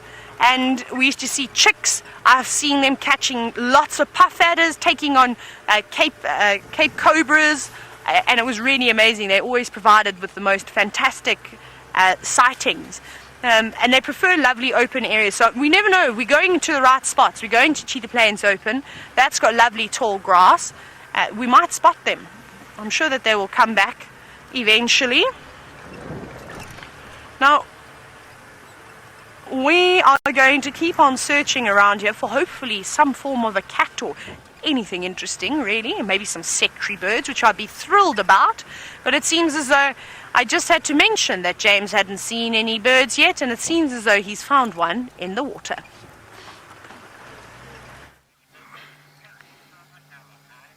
I have found a bird. I found many birds. There is a grey heron, obviously.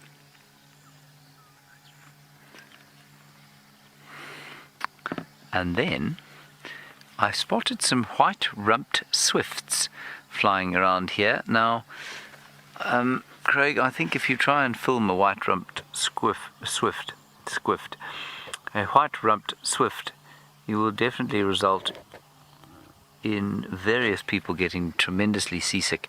But they are around. That's a red-breasted swallow.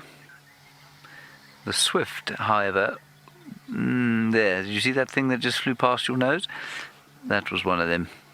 I think I maybe actually shouldn't have even said anything. They just fly around with such speed that unless you're following them with binoculars, it's almost impossible. So we've got red-breasted swallows, white-rumped swifts, you'll have to take my word for it, a couple of barn swallows, and then also we have at the end of the water, of course, a number of mammal species. There we've got some waterbuck, in amongst some nyalas. We are at Arathusa Dam, by the way. That is Arathusa Camp, in case you were wondering. There we go.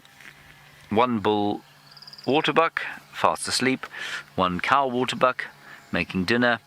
Two bull nyalas, about to go to the pub. And in the background, the gentle sound of the weed eater, which is now cutting grass, obviously, at Arathusa Camp. And while it might not be the most natural sound in the world, I'll tell you why it's important. Because after all of this rain, the grass has got so long, it's very important that the grass in front of the camps is kept relatively short, simply because it's a safety hazard at night if the guests can't see what's in and about their camps, because there are no fences, of course, around this camp. Ooh. Two young nyalas having a bit of a scrap.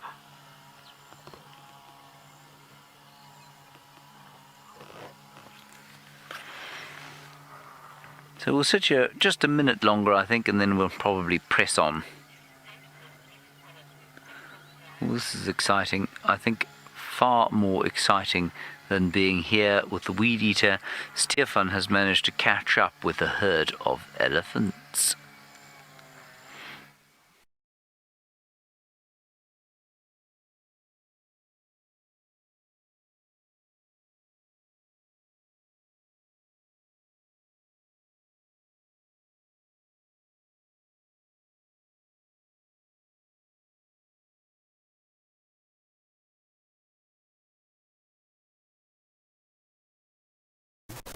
We can hear other elephant around us, probably in about a 270, 280 degree arc around us.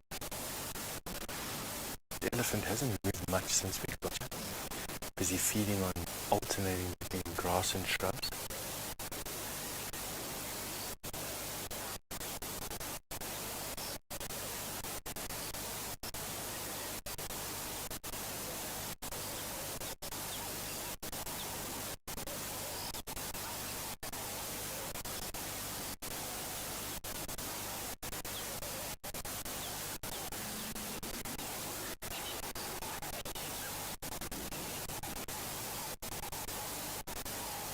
Imagination goes a bit wild sometimes, and then I started giggling at the table.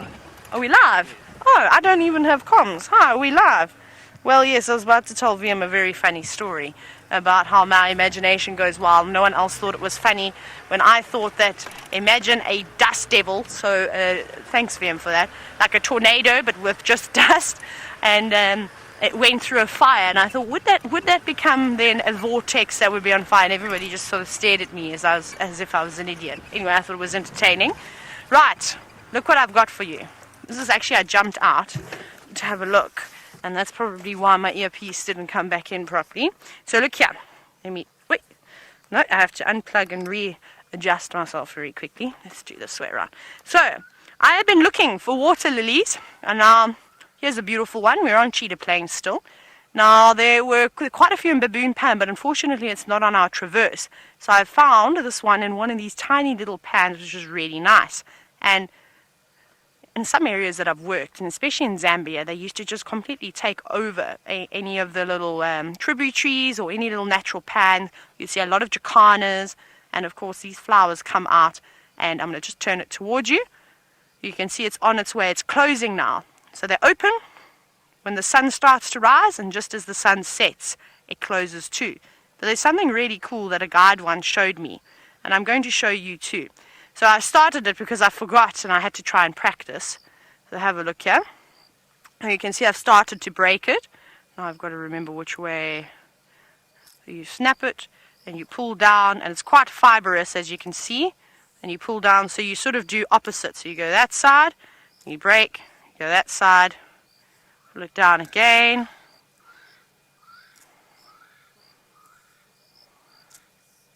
Look how cool. I'm going to show you now. You're probably thinking, what on earth am I doing? So what this guy did is he proposed to his girlfriend. Well, he's now his wife. And what he did is he hid the ring in the center of this.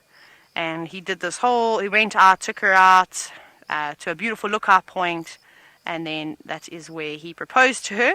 And basically what he did is he took the necklace, and they do this in some African cultures, and put it around her neck, and it's quite nice because the stem is quite heavy, and obviously she turned it around, and as she looked inside like that, she saw the ring, and that's when he got down on one knee. And I thought that was really nice, and I think it does make for a very, very pretty necklace. Don't you think it's quite nice? We can get the plumbago earrings, but I haven't seen too many plumbagos in Cheetah Plains, so we will have to go back home because they're growing right outside my room. We'll get plumbago earrings. Maybe we can get Herbie to make a couple of grass bangles, and we'll have a whole traditional outfit this afternoon. But let's keep going. I'm going to see how long I can keep my necklace on. I quite like it. I think it's very nice. Right, off to the open plains we go. Thank you, Rebecca. Rebecca, I can't quite hear you very well over here, but it's okay. It's not a problem.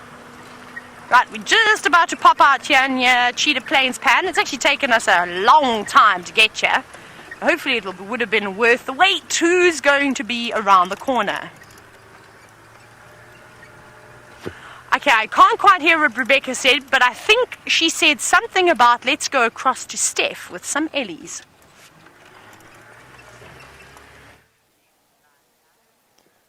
Right, we got these Ellies making their way to us now. We've needed to back away a little bit since you last saw us. They're fairly relaxed at the moment, and as you can see, the elephant that we were looking at is joined by some younger ones. My voice is now carried to them. You can see how they're hearing. Very sensitive to people on foot. Like I was saying before you went away from us, and I need to apologize just for the cutting away from us like you did. Every now and again there's gremlins that do pop into our system, and today we've got an audio gremlin. But it's okay, we'll figure it out and we'll get rid of it, no problem. In the meantime, we're just enjoying these elephant. You can see how they're huddled together. Those are two, difficult to say from this distance, but definitely and most likely you're sitting with one female elephant and a youngster. There's another elephant here somewhere. Alright, we're going to need to just back off a little bit. Come with me. We're just going to back off slowly, slowly. Okay, we want to give them all the space in the world to make a good decision. So at the moment they're probably about 70 or 80 yards from us now. There we go. So that female saw us. She's now moving her family off in a different direction. So what you don't want to do is leave it too late. You don't want to let elephants come too close to you, and then there's very little choices for them to make. So what we did was we backed off slowly. They could hear us, they could see us, and now they're making their way. They pretty much had the choice of where they'd like to go, and now they're making their way into some thick bush. And what we absolutely won't do now is follow them into the bush. And that's because they've already let us know that they know we're there. We can see that they're uptight a little bit with their babies that are around. You get one or two chances with female elephant, but they're not going to give you much. And barring this sighting now, I wouldn't go much further towards those elephant than we are at the moment. Our safety was this termite mound behind us. So that's where we're heading. That's about 20 yards away. And we would have gradually, if those elephants had carried on coming towards us, we'd have gradually backed away until we were standing on top of that mound. The height and the fact that we all clustered together up there would be enough of a deterrent, in my opinion at least, to de-escalate in most circumstances with elephant. You want to give them the benefit of the doubt. They're big, they're aggressive, they're scared for their babies, they don't like people on foot. And so you don't want to force elephant into a predicament where they have to choose between their babies and fighting you off, because they'll definitely fight you off for sure. Now Leslie, you just wanted to know if these elephants are the ones that came up from the dam.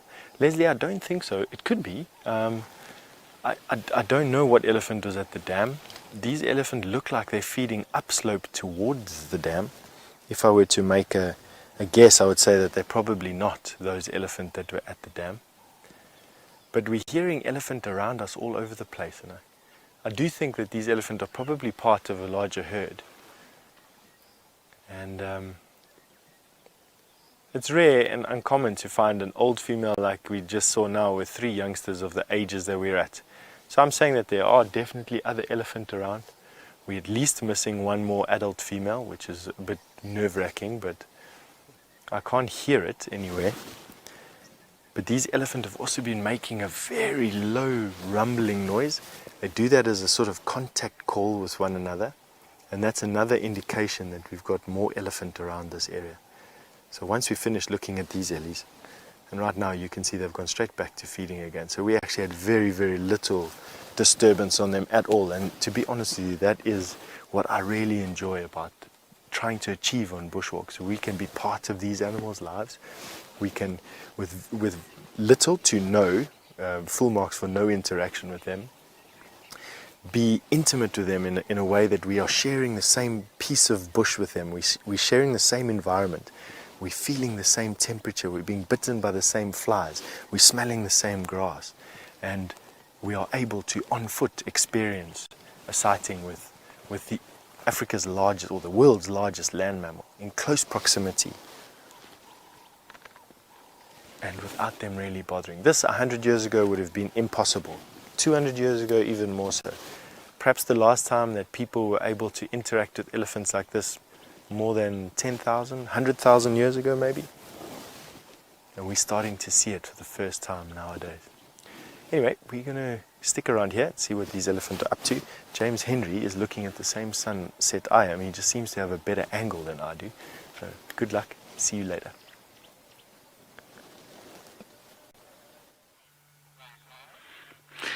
Hello everybody, here we are with the sun going down.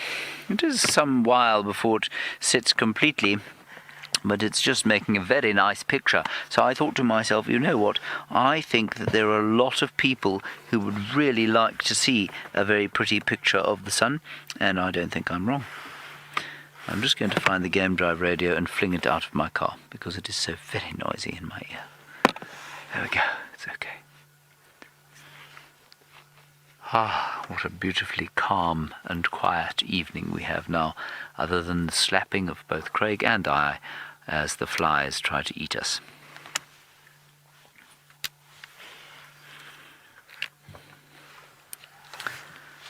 Right, well, I took a picture, Craig, you know that. In fact, I think I'm just going to quickly take a picture of everybody at home. All right, everyone, are you smiling? Smile. Wait. All right. Are you smiling, everyone? Ready? There we go. I've got 4 pictures of you. You all look wonderful. Well done. Good. Okay, on we go. That's a bit stupid. I am now searching currently for something called hemizygia, which Leo Smith says he finds in abundance. Steph has used to perfume his, rather disgusting shower gel that he makes when he decides to wash himself in the pan around here. But it is a wonderful smelling plant that I have yet to find this year, and I'm pretty sure that's because of my own incompetence.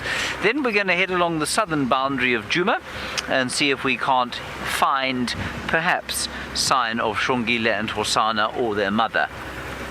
I think that their mother is actually north of the boundary. I'm pretty sure she's between Mamba Road and the Umluamati, where we saw the little ones this morning, and I think that the reason we can't see her is that we can't get into the drainage line there. Well, we tried yesterday, and of course Rowan and I got stuck. And then we had to dig ourselves out, and we were very pleased not to have to call for help. So we're making our way out of Arathusa now. And that whole sunset thing is, well, yes, it can become a little bit cliched, but really, I do hope that you all, at some stage, have cause in your lives to be able to go outside and show me a sunset, or at least and show yourselves a sunset. I know some of you send me pictures every so often on Twitter of the sunsets that you have, and I always think it's so nice to see it from different parts of the world. But of course, is there anywhere other than Africa that a sunset can be as magnificent as it is in Africa? Not that I've seen. And Rebecca says, never in the whole world. Except, of course, for sunset in the Final Control, which, well, it's not quite as good as it is out here. I thought we might have a little bit of rain later on, but it would seem that that is not going to be the case. Right, let me change the channel back to the Juma channel. There we are. And everybody, you waved at the picture, thank you very much. That's very kind of you to wave at my picture. I'll obviously tag you all on it when I post it on Facebook. Good. Let's head across to Taylor. She's still on cheetah plains. I don't know what she's doing there. Tell her to find the cheetah, because it would really be nice to have lions, leopards and cheetah in one day. I will very hope... Nope, that did not come out right. I really hope that we do find the cheetah. That's what I was trying to say. But yes, I'm a bit tongue-tied. So we've just come towards the Kruger boundary now. So hopefully we'll start to pick up on some tracks. So they were walking in the middle of the block.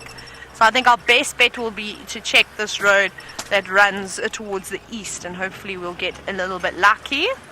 Maybe they're just laying in the grass. Let me just check it. Lots and lots of elephants been moving through this area. That's no surprise. They are all over the Sabi Sand at the moment, which is quite lovely. What I would like to actually do is head back up to Satara in the Kruger National Park to see what it must look like, because that's where all the animals went, is they went far north, further than Manuleti, to feed on all the nice long grass that popped up in that area first. So I wonder if they've shaved it down, or if the grasses are still quite tall. So perhaps if you're from South Africa, or if you are an international, and you've recently, in the last few weeks, been up to the Kruger National Park and visited Satara, please hashtag Safari Live on Twitter with, and no, almost ate a fly, but I've got good now at avoiding them. And it would be really nice to know just what the vegetation is looking like. Is it still very tall like it is over here, or is it has been chopped down quite nicely? It would be interesting to see how much it has changed, or just even to hear about it. Right, let's concentrate. Now, because all the elephants have been walking around here, this could be quite difficult to spot any footprints. But I had a look. There were just a couple of impala, and we're going to go back that side to have a look at the open plains. And then I think we'll go up the Mala Mala boundary between Cheetah Plains and Mala Mala and see if we can find anything that side. Maybe even pop past the Juma Dam. We haven't actually been to the Juma Dam for a very, very long time. I think Jamie could have been one of the last people to head that side. I certainly haven't been there for a while. Elephants, I think you have ruined my tracking expedition. I love this road. Every time I come here, there's a new branch that has been added and new bits of dung. That's something I haven't been seeing a lot of, is dung beetles. They definitely are around still, but they're not, sure, they're not hundreds and thousands of them like they were at one point. And you've always got to be careful when you're driving around to not drive on top of the dung either, because even though there's maybe not the big dung beetles that are rolling the balls away, there still could be some endocorporate dung beetles which live underneath the dung. So we'll just avoid it anyway. All types of dung: rhino dung, elephant dung, hippo dung, you name it. Where's my teak?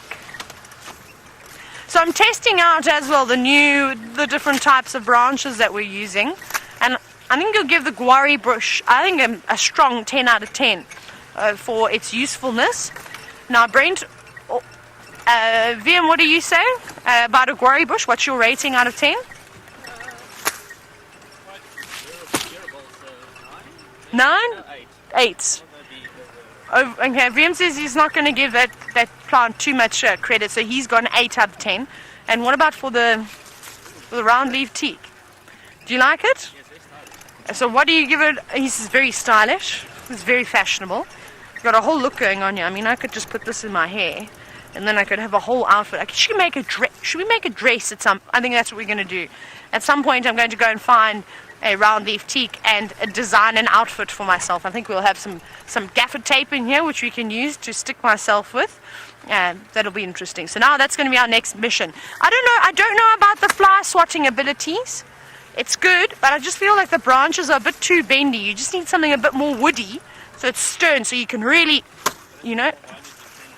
Is this one? VM says this one is more environmentally friendly. Why is this one more environmentally friendly, VM? Because it only stuns the flies, says VM. I want them dead. Everybody knows I'm not a fan of flies, and I murder them on a regular basis. That's because they bite me, and it's self-defense. So I don't feel very, very sad when I do swat the flies and they aren't just stunned, because they shouldn't be biting me in the first place. Well, I'm going to go and look for a thicket of round leaf teak so I can make myself something to wear. So I'm going to send you back across to Steph, who also has a view of the sunset.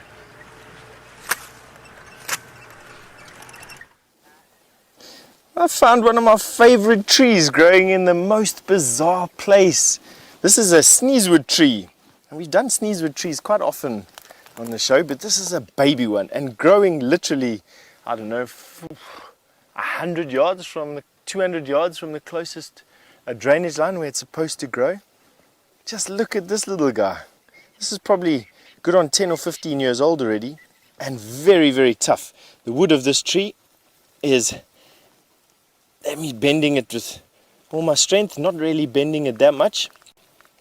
It's called sneezewood because apparently the wood, fresh wood, the sawdust, has a compound in it that really irritates your mucous membranes and causes you to sneeze. I snuffed some of dead branches, wood shavings the other day, and it made my nose run terribly and only sneezed after about 10 or 15 minutes. So I'll try to do the fresher one. This one I'm not going to shave his little woods. Is too small. It's been coppiced a few times actually, which means that it's been grazed. You can see there are many different multi-stems. That means it's been grazed quite often. So something is eating this one but not killing it, which is good. Oh, these little guys. Nice to see. Glad to see them they're flourishing. They are endangered trees in this area. They were harvested almost to extinction. In actual fact, they don't really occur outside of the reserves whatsoever anymore because the wood is very valuable from a timber point of view. It's not only probably the most finely grained wood that South Africa produces, very good for inlays, but it's also incredibly hard. And at a couple of centuries ago now, it must have been a good 200, before there was a lot of freely available steel, the wood from these trees was being milled as a steel substitute. Can you believe it? So, Ash, you've said you're 10 or 15 years old and it's really this small. Ash, yes, absolutely. Ash, I'm making that assumption based on the fact that this tree, although small branches, is coppiced many times. Now, this tree is supposed to be single-stemmed, but you can see that it's been broken off. There's the actual thickness of the main stem. Been broken off, it shoots out a leaf, gets broken off again, shoots off a leaf. I think what's happening with this poor tree is it's just being on its own, it's being grazed quite a lot. So it's just nice to see. Now I can give him some positive energy, this tree. Grow big and then you won't be eaten that much. Alright, but yeah, I mean, just as I was saying there, this tree was quite widely used in the fabrication of steel machine parts, in particular a self-lubricating bearing, can you believe it, for ships' propellers. So ships rounding the Cape in the steam age had propellers that were attached to shafts which were attached to engines, and because the engineering standards in those days weren't really that precise, these shafts quite often had an imperfection in it which put pressure on the bearing, which over the distance of coming across the sea would break. They would get to Cape Town and they would need to be repaired, and quite often Cape Town would run out of steel and the bearings would be replaced by these wooden chocks basically that could be tightened as the bearing wore away the wood.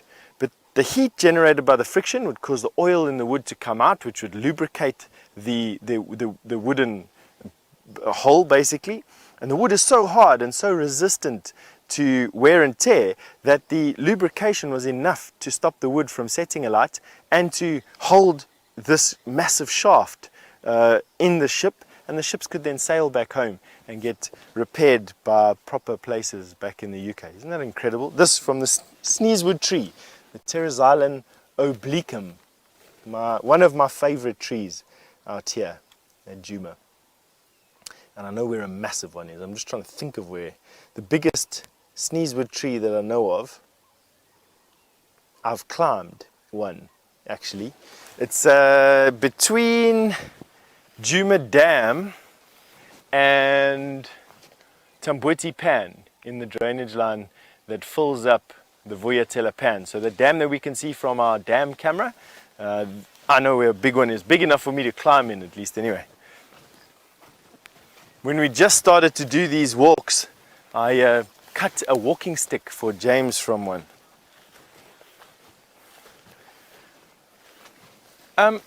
Jane, you wanted to know if there's stinking grass. As far as I know, Rebecca, is it stinking grass? Am I get it right? Is Jane's question right? Stinking grass? All right. So, Jane, I don't know of any stinking grass out here. There's aromatic grasses out here, but I don't know of any grass that stinks particularly. But most aromatic grasses, so even if we don't have the stinking grass here, but there is a stinking grass where you are, most aromatic grasses are unpalatable. So to answer your question, yes, if a grass is generally is aromatic, in other words, if you crush it, particularly their flowers, and you smell it in closed hands like this, and it has any type of smell, especially turpentine smell or just basy earth notes, you'll know when you smell it, oily smell, that grass is unpalatable. Similarly, grass with very thin leaves or with thorns or prickles is also unpalatable. Have a look at this grass. It's also another one of my favorites growing this time of the year. This is one grass that is growing literally as tall as my chin. One grass. Massive grass, eh? This is the giant three-awn grass, and it gets its name from the three awns it has. Now, this one hasn't started to let its awns come out, but basically each one of these little filaments here will split into 3 individual awns. This is the giant three-awn. Lovely grass. All right, why don't we send you over to James, and we'll catch up with you down there just now.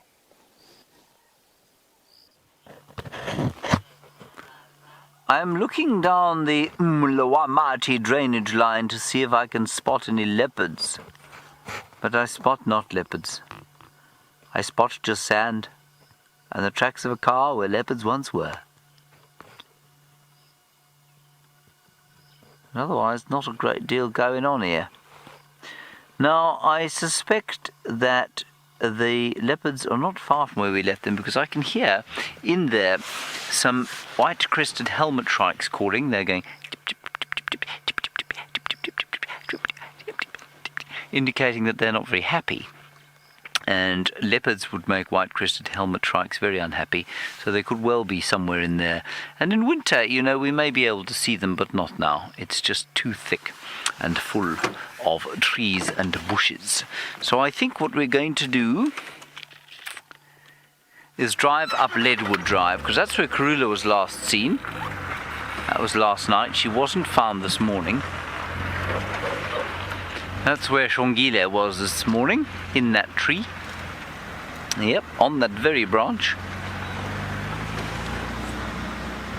And Hosanna was lying right here yesterday evening. We infrareded him during our camera tests.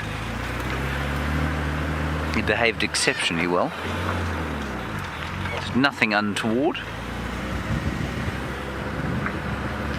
So let's go and see what Leadwood has for us.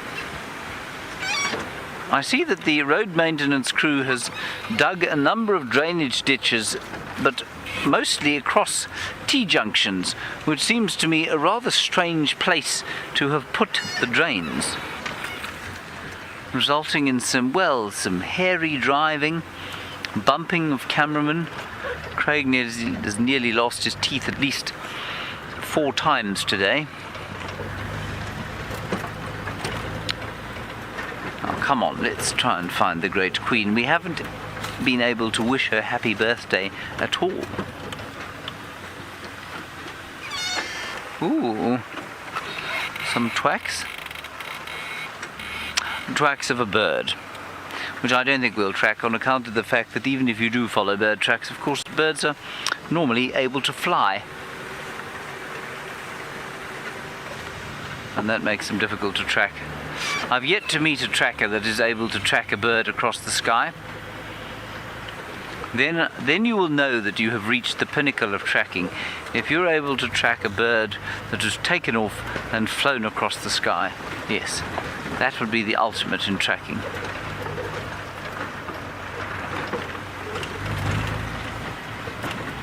I still haven't found any hemizigia.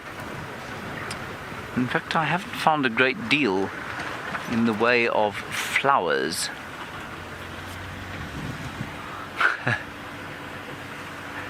Now remember, you can talk to us, hashtag Safari Live, if you would like to. Send us comments and questions.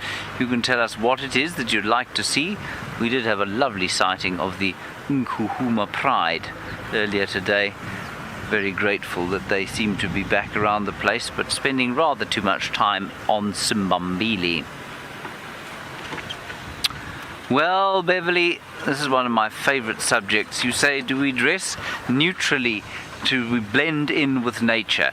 Beverly, this brings up, of course, the entire topic of the whole topic of safari dress. Now, what I'm going to do is walk off into the bush here, and you can tell me if I blend in. And I'll keep talking while I do it. Oh, there's a huge bird up there.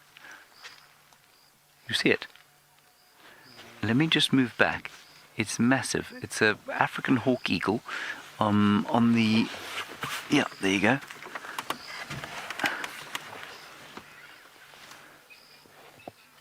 It's on the attack.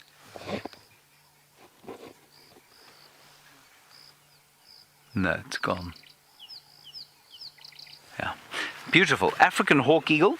I don't know where its partner is. Perhaps they've had a lover's tiff. So Beverly, yes, the idea is largely that you try and blend in, but the thing is that colours that blend in with the bush are not often colours that people want to wear. And if you look at me walking through the bush here, you will notice perhaps that the most obvious part of what I'm wearing is, Craig? No, not my shoes, cretin. It's my shorts. And this khaki colour tends to be what people wear out here. It tends to be what they're told to wear, because it's supposed to blend in. But it doesn't. It doesn't blend in, it's pale. And pale things are easy to see out here. So what is the best colour for you to wear? The answer to that, Beverly, is the colour that I'm wearing on top. Grey is a difficult colour to see out here. And if you've watched the elephants disappear into the bush, you will notice how actually they disappear relatively more easily than things like impala do. And if I sit over here, you might be able to notice that, well, the grey is quite similar to the grey of this tree trunk. So grey is actually the best colour to wear, and I find it one of the most thoroughly amusing things in the world to watch a family of people coming on holiday in matching safari gear. And often they're wearing those pants that you can take off at the top here, so that they're shorts and trousers at the same time. Sometimes they're American and sometimes they're British, and they come out here and instead of having the modern gear, they wear sort of canvas that you may have worn in the 1800s. Long, thick sort of khaki wear, but it's very easy to see in the bush. Now, if you are walking around in the bush, yes, it's much better to have clothing that is sort of neutrally coloured, I suppose. You don't want clothes that are shiny, but it's the shininess that makes them unobvious. So if I was to wear green, or I think a leopard's marked its territory on this tree. Anyway, if I was to wear green, that would be fine. Light blue's not a bad colour at all. Grey is a good colour, brown's a good colour. This khaki colour really isn't. It looks nice and it matches everything else, so that's why we wear it basically. But it's actually not great for blending into the bush. And so if you're on a walk, what you want to do is to avoid having something that's going to reflect light. And so, any of those colours that I mentioned would be fine. If you ever do come on safari, there is no need for you to sort of buy a whole lot of kit, especially if you come on safari to an area like this. Because, of course, an area like this is, it's blessed with lodges where you don't have to... they're luxury lodges. You're going to be driving around in a car most of the time or going on a short walk. You're not exactly going on a prolonged African expedition. So if you come on safari, dress normally, unless you dress in pink and yellow and red or plain white, you can pretty much wear whatever you like. There you are, Burley. That is my clothing performance. Thank you very much. Let me plug myself in. I just had to climb that tree, and that seemed like a very nice excuse. But on we go. Craig is very nicely blended in. He has a grey jacket, a black t-shirt. Now, we have been talking about attire and colours and that sort of thing, and of course, really, if you want to blend in here, the thing to do is to disguise yourself as a piece of vegetation, and I believe Taylor has done just that.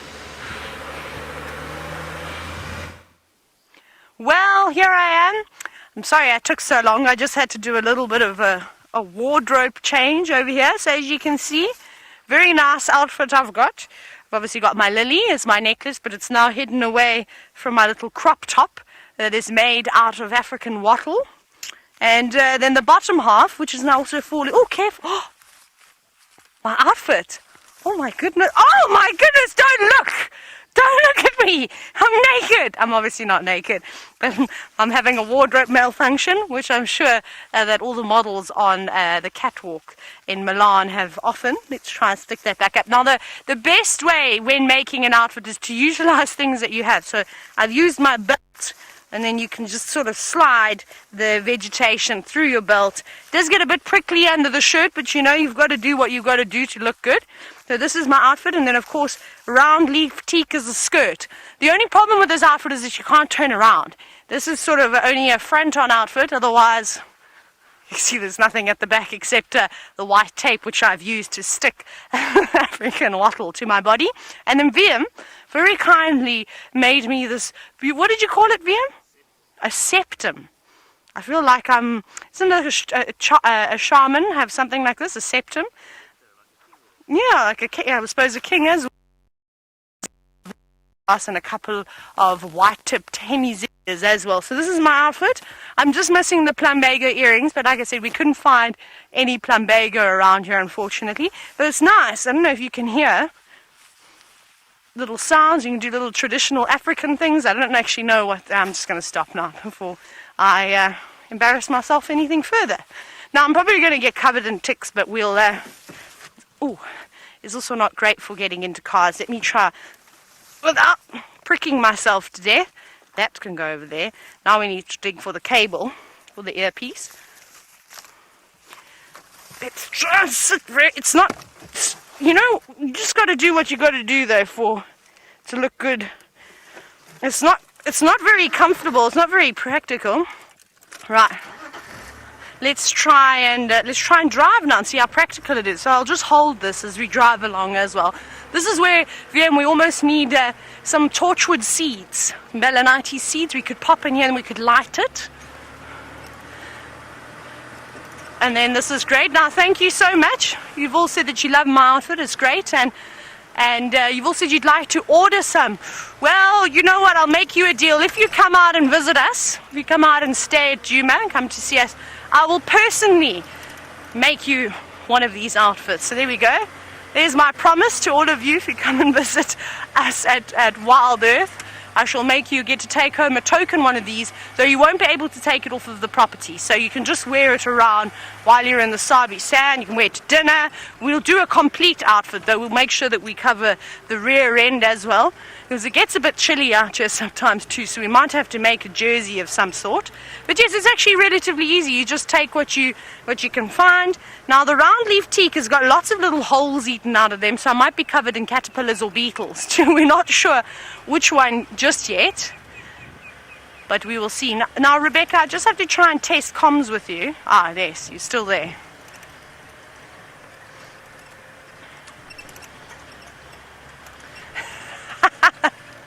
A pack of animals, you're saying, is this what happens when you run out of animals? Oh, you've caught me, yes. I'm very sad. We came all the way to Cheetah Plains hoping to find some really cool spotted cats. Hopefully, I was actually hoping for the Cheetah brothers again, but they don't seem to be around unless they're hiding in the long grass somewhere. And not even a footprint of a leopard this afternoon, which is a little bit sad, but it's just one of those things.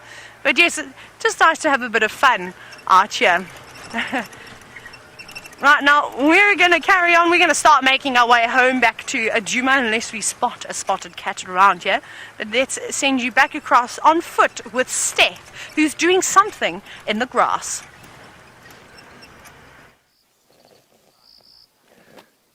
Thank you, Taylor. I hope all of you got enough screenshots of her in that dress to blackmail her for the rest of her life. And you'd help us out at camp a lot. I have got my head in the grass over here, and the reason why I've got my head in the grass is because there's some flies buzzing around here, and I don't know what they're buzzing around for. Quite often when you hear this hum of flies, it's because there's a carcass here. Now I can't smell anything, but somewhere around here I think is a collection point for flies. Now flies do pollinate flowers, and some flowers even smell like carrion, and this time of the year is when the carrion flowers are flowering. Now, if I can find you a carrion flower, I would be very happy. So what I'm listening for is where these flowers are buzzing around. Carrion flowers are little succulent plants that grow quite close to the ground. You sometimes get them a little bit bigger, but they grow quite close to the ground, looking like tiny cactuses, for lack of a better word. They get these thick, fleshy flowers, some of them, not all of them. Some of their flowers are actually quite pretty, but the smell they give off is exactly like a rotting carcass. Attracts a lot of flies. Those flies then pollinate the plant, and the plant then carries on with its day, and the flies get nothing for it basically, except for to swim in the smell of a rotting carrion flower. These things can be quite delicate and tiny, and for that reason they can be quite difficult to find. So generally you got to just try and use your ears. Now my ears I know are bigger than most, thankfully, in this environment for this job. They kept me alive a lot of times, and in this particular case they're helping me to hear these flies. Now here's a fly here. I can actually see one on the edge of this grass. So there's a fly there. No, that's an ant, excuse me. Alright, that was embarrassing. Yeah, I can hear these flies here. Can you hear them, Dave, or is it just my imagination? Dave is telling me I'm going crazy, but there definitely is. So you just got to try and walk and listen. I know, looking like a stork. Starting to smell something.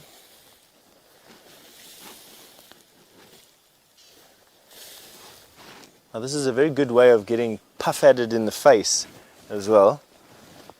So the flies, they're not flying around here, they're all flying around here. Difficult things to see actually, but this is the time of year that they flower. Generally I found carrion flowers by their smell. So you smell something like carrion, you come and have a look, you follow the source of the flies to the point where they're coming from, and voila, you have your carrion flower. In this particular case I can't smell anything, but I can hear all the flies.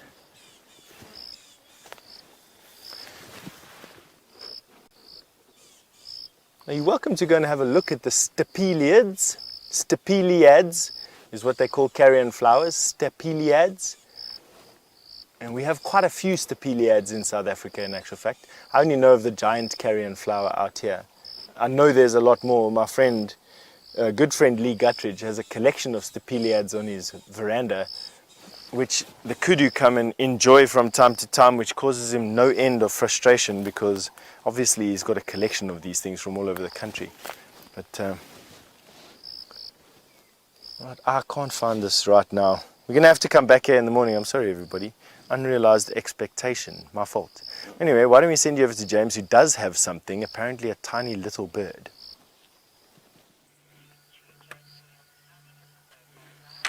It is a tiny little bird, and it hasn't been puff-added in the face. I'm not sure that to be puff-added is... I'm not sure you can use it in that way. I'm going to be puff-added. No, I don't think you can, but it is very effective expression. That is a chin spot batis. And that's the male, and he has no chin spot, because only the female has the chin spot. And he's just settled there to roost for the night. They don't normally sit like that, but because as far as he's concerned it's night time now, he's not worried about us because he's kind of convinced that we can't see him because it's almost dark.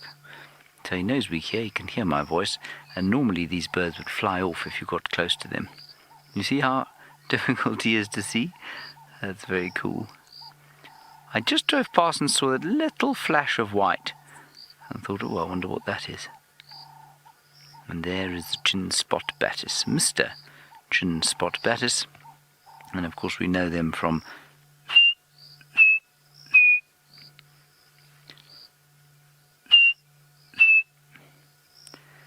that's what they sound like, except they obviously don't sound quite like that because otherwise he'd call it. And I often think that birds must have the most tremendous hearing, because just about the only bird out here that you're able to con into believing that you are one of the birds is the pearl-spotted owl. You can make their call and they will make a call back to you. They tend sorry, scratch my head there. They tend to be easily fooled, but no other bird out here does. Even though, I mean, the sound that I've just made for you sounds pretty much exactly to my ears anyway, and I've got pretty good ears, sounds almost exactly like a chin spot batis's call.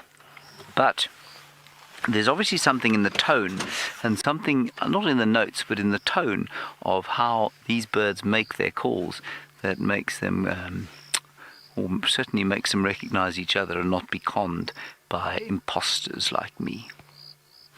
Marvellous. The chin spot batis, which thinks it's night time.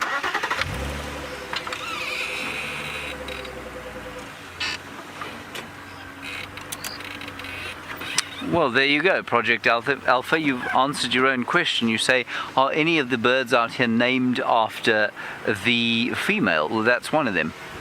A chin spot batis is named for the female.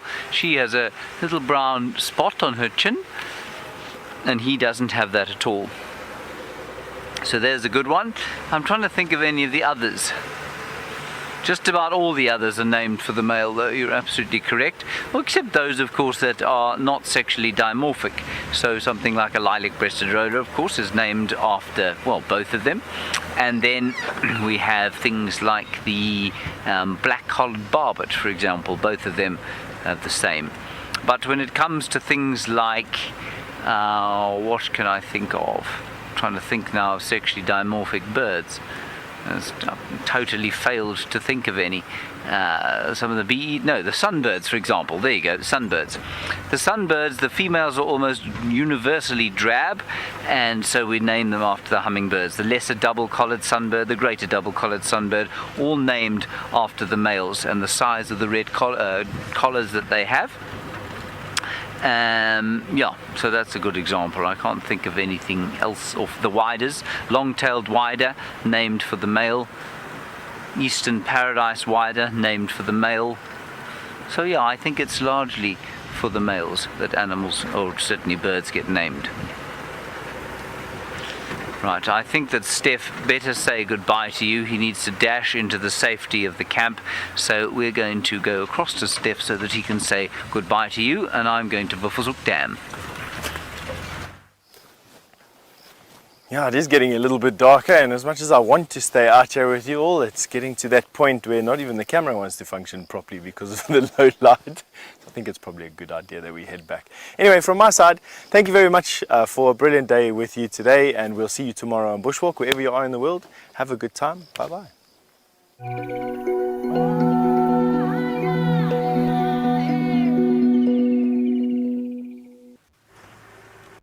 We're still driving around, slowly making our way back to Djuma.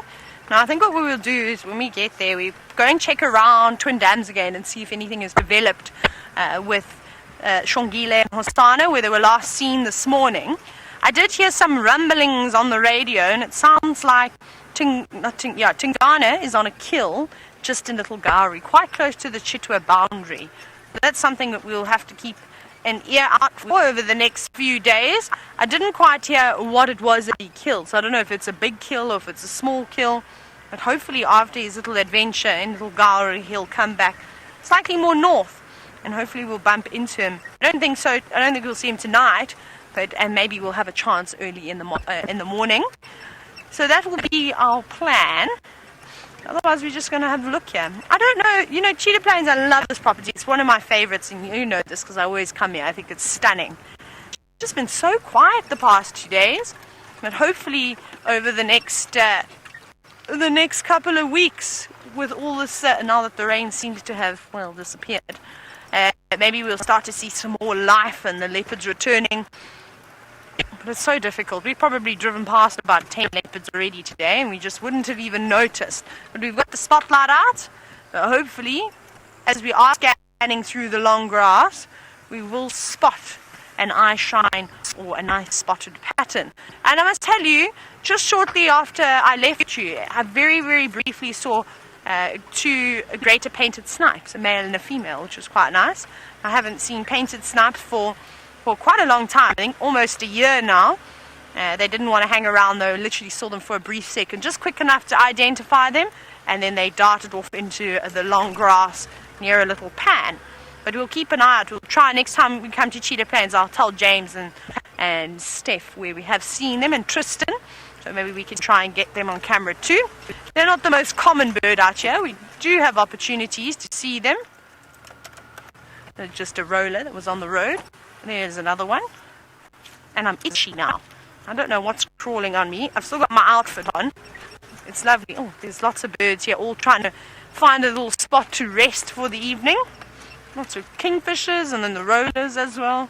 The rollers were on the ground though, just catching the last of the insects and the last of the light, and getting a bit of the warmth of the ground. Now, as Bushwalk has returned, you know what that means. It means that the chameleon game is on. And James did a smashing job last night of finding 3. I only had 1. And maybe we'll see if we get some more chameleons. So we're going to go across to James now, who is also shining about with his spotlight. Chameleon hammer time. Now that's not something I've heard before. Chameleon hammer time. What is the origin of chameleon hammer time? I too am very itchy. And I haven't been wearing a dress. Okay, right. So apparently we're making reference now to MC Hammer, who of course did not make any reference in his classic song Hammer Time to chameleons. You've never heard Hammer Time said like that before, have you, Craig?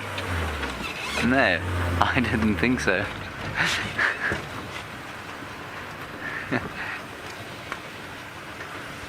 Craig has heard of Hammer Time. Craig, have you ever heard of Hammer Time? Yeah. Yes, you see.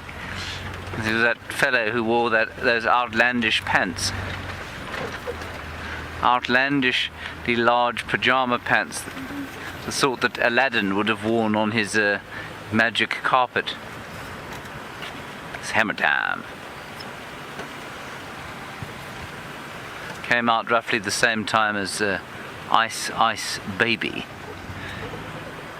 Now, I don't know if you've, I know I am looking for chameleons now, but I don't know if you've ever sort of recited a rap song to yourself in a posh British accent, but it becomes immediately funny, I find. Perhaps we should try with similar time of yes, exactly. We'll try with the Ice Baby. The words are stop, collaborate, and listen. And then they carry on. And so if we do that with a British accent and we go, stop, collaborate and listen. Ice is back with a brand new invention. Something, grab a hold of me tightly. Something, something, something, daily and nightly. It immediately becomes thoroughly amusing, from a sort of gangster type song to totally ridiculous, which probably means it was totally ridiculous to begin with. Anyway, I won't do that again, I promise. Craig's not laughing anymore, he's gone bright red, he's a bit afraid. Right, we're heading towards Bushwalk Dam.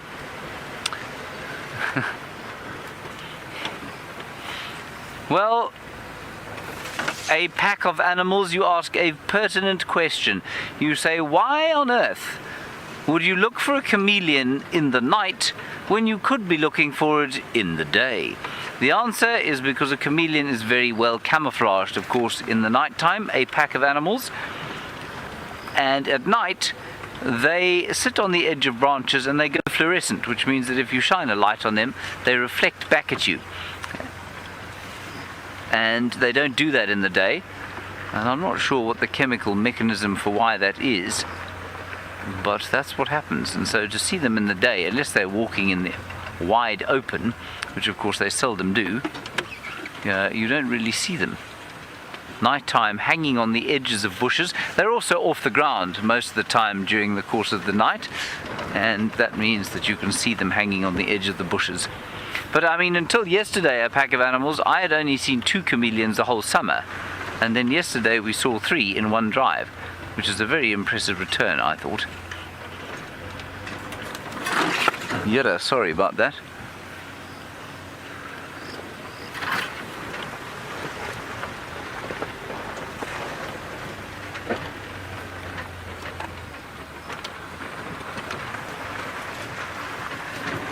James, your question has amused Rebecca no end.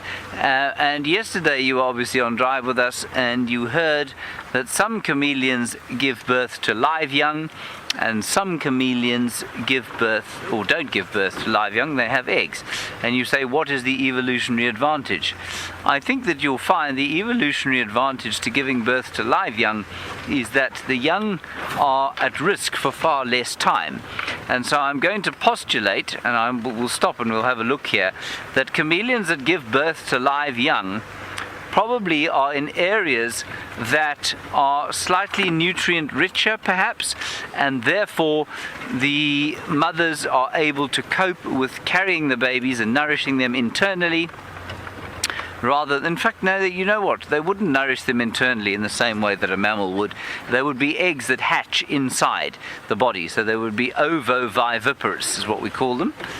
And so I'm going to go with the fact, or with the guess, that there could easily be a larger number of egg-eating predators around, and perhaps that has pushed the evolution of ovovivipary.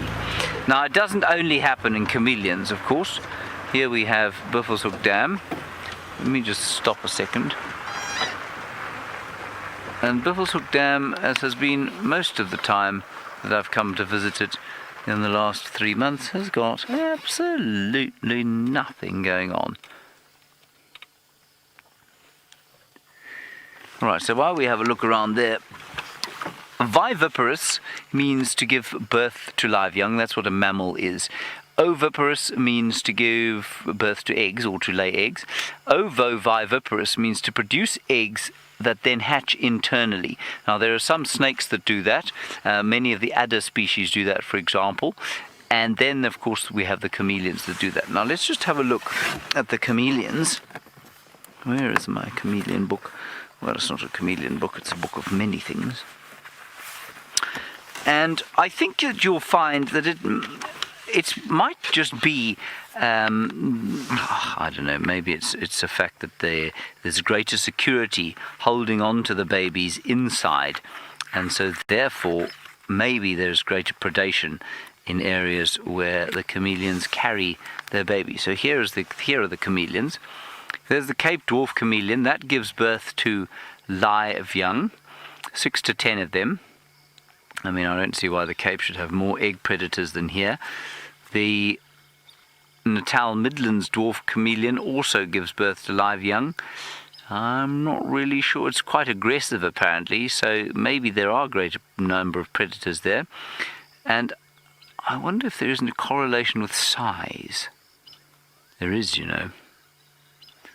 The smaller ones all give birth to live young. All these three give birth to live young. The flap-necked chameleon and the Namakwa chameleon, which are bigger than all of those, give birth, or do not give birth. They are oviparous.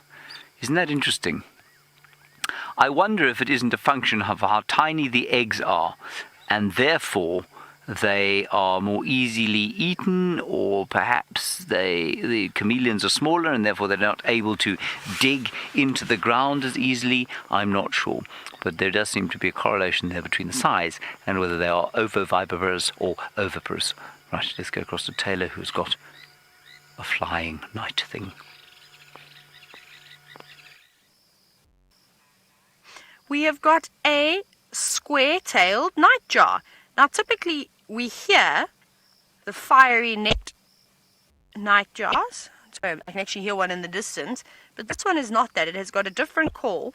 Now, I always find trying to identify nightjars quite difficult because they look so similar. But a very easy way is that we typically only see the fiery-necked nightjar and the square-tailed nightjar. I think the old name was the Mozambique nightjar. But if you look underneath its eye, it's got quite a white, prominent sort of line underneath it. That's one of the ways to identify it. And then if you also look on its wings, you'll see that there's very prominent white barring. And that is typical of the square-tailed nightjar, whereas the fiery-necked nightjar has got a rufous sort of patch behind its head. And it also doesn't have as white and sort of prominent stripes and barring. It's got a couple of bit of mottled colors of white on it, but not as prominent as this. So that's quite nice. I'm actually going to play the call for you because it's a beautiful call. But before I do that, do you see how it keeps lifting its head up and looking around it? Now, nightjars do the most amazing thing, and it's one of the reasons why they sit out on the road like this, is they perform something called hawking. And tonight is the most perfect night for a nightjar to hawk. It's a clear sky, so they sit in a big open space, not necessarily a road, but roads typically don't have very many obstructions on them other than the big piles of elephant dung. And all the insects are also attracted to the heat of the ground. So they move around here quite nicely. So as a antlion, which we've been seeing flying around quite a bit recently, or even a moth or anything else that decides to come out, flies over the top of this bird, and you'll see it looks up, it sees the silhouette of that insect. And then it will shoot up off of the ground with the most amazing acrobatic skills and snatch that insect up and then gobble them down, which I think is very fascinating. So let me play. We can keep watching this birdie. I'm going to try and feel for my mobile device through my outfit. Hang on, I've actually opened it perfectly because we've been trying to get a nightjar for the last, how long now, VM? For quite some time. And they kept flying away. So have a listen to the square-tailed nightjar call.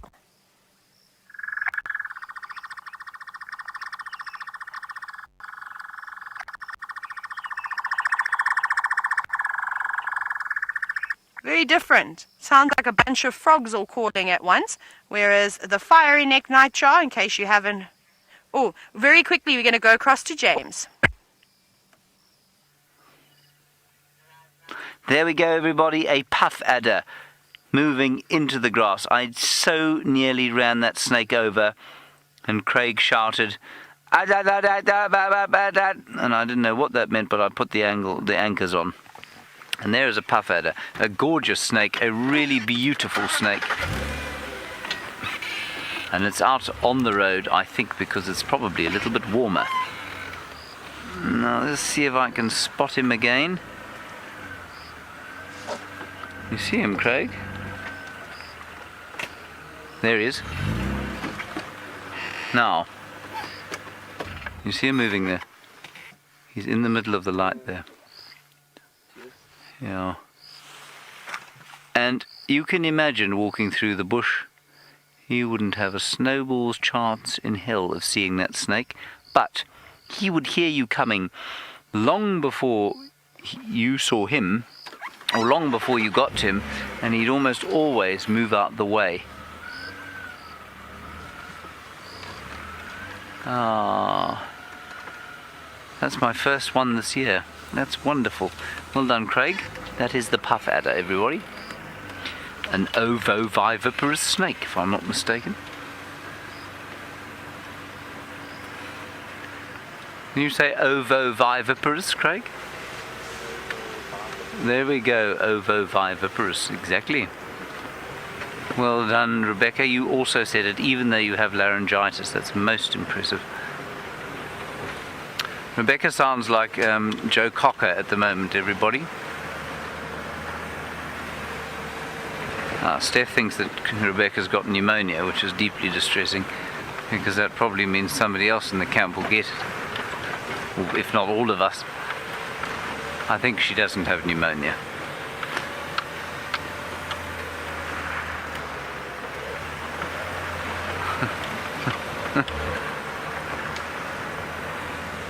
It's a horrible thought. Maybe we should quarantine her.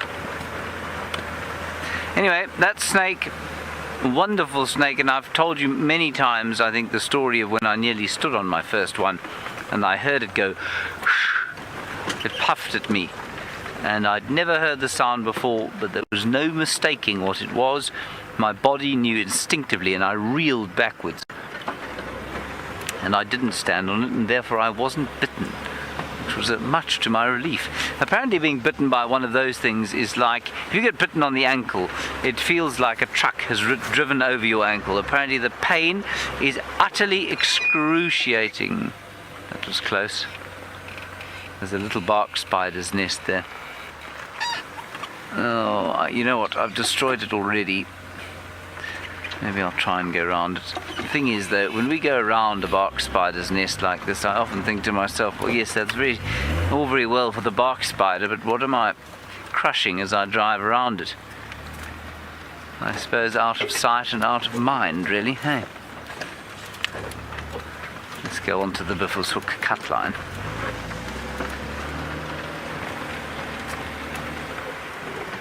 It's got a cytotoxic venom, which means it will cause your flesh to rot. And if you've ever seen somebody bitten by a puff adder and that hasn't been treated almost immediately, they've got dreadful swelling, the flesh turns black, and then it sort of breaks open in pussy and rather disgusting holes. How long do they get, Leslie, you say? Leslie, that one, which I think was a female because it had a very short tail, I've seen a puff adder that long before. I mean, that's just about a metre and a bit. That's unusually sized for them. They're normally smaller than that, though. That one was about sort of 2 feet tall, or 2 feet long. And that's the more usual size out here, I'd say. That was about an average sized puff adder. Craig, how big is the biggest puff adder you've seen? Probably about 80 centimeters, yeah. And Craig of course worked. What did you say? Around there. Craig of course worked on the show. What's it called? Snakes in the City, in Durban. So he has seen many snakes in his time. And they're actually, you could get out of the car, if it was sitting there, you could get out and go and stand next to it. It would be perfectly safe, because they don't lunge and attack, and sometimes they'll sit quite confidingly and let you look at them, which is great. You don't want to obviously get too close, because they might get a little offended and try and deter you by sticking their fangs in your ankle, which would be very unpleasant. Oh, there's a bush baby in this tree ahead of us. But this tree is so thick. Can you see in the middle of the spotlight there? There, you can just see it moving there. Daniel, you're wondering why we look at this little bush baby, if snakes are common on Safari Live, because that was your first Daniel, they're not, they're not that common. We do see them from time to time. But there are lots of snakes here, but they just stay away from us, and so we don't often see them. I mean, there we go. Since I've been back from leave, I've seen a black mamba. Or have I? No, that was before I went on leave. I've heard of a spotted bush snake. We've obviously seen that puff adder.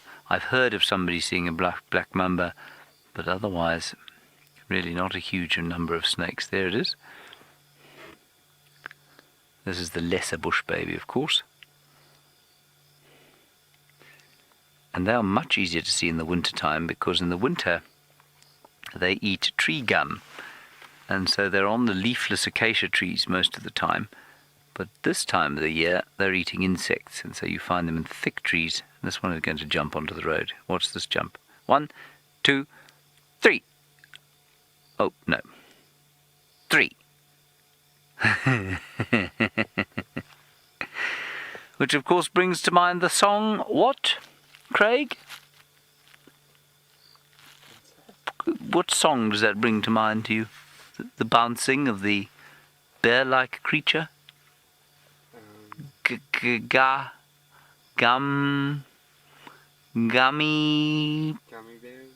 bears, there we are. Well done. And now, of course, Geraldine will be singing it very loudly in the final control. I would like you to ask Taylor to sing to you the Gummy Bear song right now. Gummy bears bouncing here and there and everywhere. Da, da, da, da, da, da, da. And we are the gummy bears. Vian, why aren't you singing? Should we go again? Are you ready? You don't like the gummy bears. What song do you like, Vian? I don't know. What's DuckTales? I don't know. Vian, I don't know about DuckTales. What other songs can we sing? Actually, you know why James has got gummy bears in his head? Is because it's been doing its rounds on Facebook at the moment. Tag somebody and don't say anything. And I suspect that James has been tagged in one of those videos and had to watch the whole of the Gummy Bear song. Yes, I also used to watch Gummy Bears when I was a kid, but now I cannot remember the lyrics anymore. Just the tune. Or Postman Pat, Postman Pat, Postman Pat, and his black and white cat. That's a goodie. That used to get stuck in my head quite often. And then this year, I found myself singing Christmas carols. I don't know why, but I always seem to have either Jingle Bells in my head or because we wish you a Merry Christmas, those kinds of songs. But luckily, oh no, though now I've probably jinxed myself and I think I'm going to have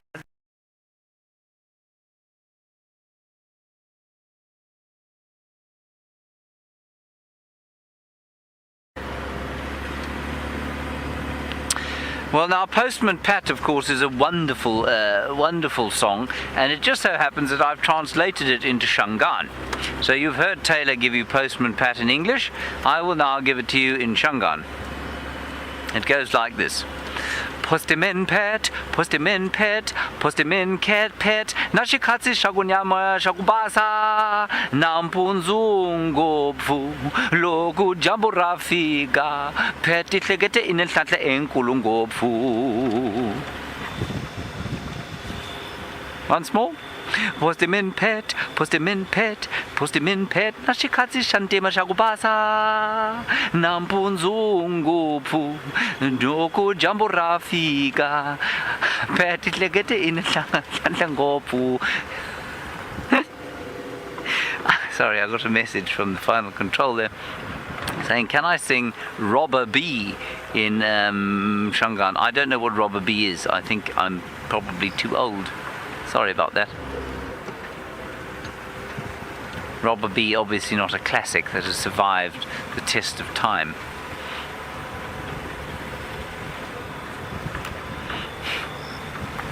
Oh, Rabu Bee. Now I've got it. Okay, yes, okay. Yes, I've got it. Not Robber Bee, Rabu Bee. Rabu Bee. I would have thought the girls in Final Control were too young for this too. I can't sing Rabu Bee. Rabu Bee was the was the Sutu version, a badly dubbed Sutu cartoon of Spider-Man. So Rabubi is Spider-Man in Sutu. And all I know about the theme song is that it went something like this: Rabubi, Rabubi, and then it went a whole lot of incomprehensible words, something, green goblin. So Rabubi, Rabubi, green goblin, Rabubi, Rabubi, and that's how it went.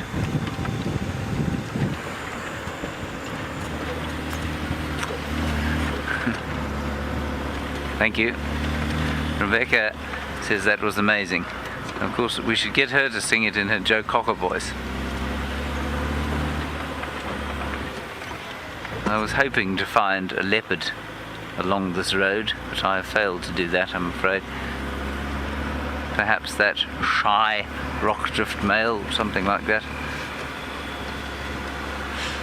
Oh, and I must just say, James Richard does a wonderful job of posting pictures of, I mean, maybe some of you, others of you do as well, but you know, I see his, of Kunuma, now called the Senegal bush male, as far as I'm aware, who lives down at Mala Mala. I was wondering about him the other day, and then I happened to spot a post of James Richards, and so Kunuma, erstwhile brother to Shongile and Hosanna, along with Quarantine, doing very well down on the Sand River.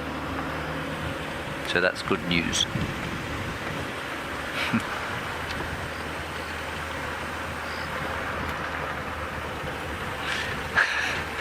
We're now gone from this sort of semi-ridiculous to the full-blown ridiculous. Brooklyn, you're aged 10 and you want to know if I know the Strawberry Shortcake song. I'm afraid I do not know the Strawberry Shortcake song, but I wonder, can't you tweet a recording to us of the Strawberry Shortcake song, but only of you singing it. So I would like you, Brooklyn, to sing the Strawberry Shortcake song and tweet it to Safari Live, and we will all enjoy it.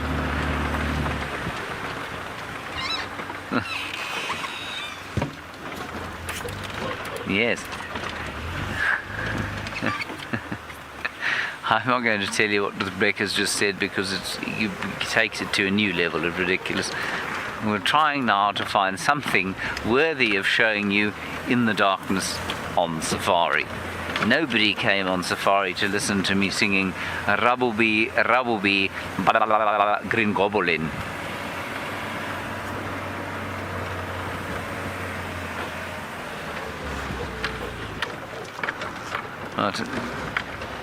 Mercifully, Taylor has found some signal, so let's go straight back to her. We found some signal, that we have, and we're almost at Twin Dams too, so hopefully we're going to see some spotted cats. I did pass a couple of other vehicles that had a good laugh at me in my new attire. I don't know if the guides particularly enjoyed it, but the guests loved it. They were all roaring with laughter, and as you know, as long as people are laughing, that makes me happy. Even if it's at my own expense, I don't really mind so much. Life is too short. Right, so here we are. Wiem, are you feeling lucky this evening? We heard quite a few birds alarming around here as well. And then Wiem and I did a bit of off-roading, just searching around here to see if there was perhaps any leopards. But we didn't find anything. And I only found some tracks earlier from last night from Hosanna's, from his footprints. But that's about it. But let's check. So I suspect if they're not here, Karula's obviously made a kill somewhere. And she'd come back and collected her little ones. Put some big lights on. Little bugs everywhere. No, nothing. Okay, that's fine. Let's go see if our hippopotamus is still in the water, or if he's perhaps left us too. It's dark. Moon out for a couple of days, for a week or so, and it's so beautiful. And then all of a sudden, to not even have a star. Oh no, there's a couple of stars, but they're still just waking up. You can hear the frogs. Maybe we'll have a listen to the frogs. Yes, we can indeed have a little minute to listen to the frogs, Rebecca. I'm getting to the perfect spot. We've got to get where they're calling. Got to get as close as we can. Here we go. Let's have a little listen.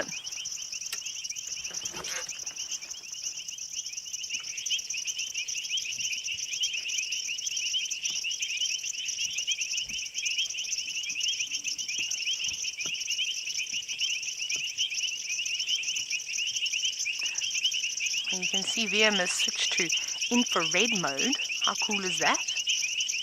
I can't see any eye shine yet. You can hear all the painted reed frogs, the bushveld rain frogs. No tremolo sand frogs yet. And a couple of foam nest frogs croaking. Now remember, World Frog Day is on the 20th of March. That's my favorite day of the year. We're going to have something exciting in store, so I hope you all are going to prepare and scrub up on your frogs. Get to learn the calls, get to learn how to identify each ones, and hopefully we'll have a bit of fun and find some frogs for all of you. But it seems as though our hippo is also gone. I'm trying to have a scan here on the water. Let me actually put this light on.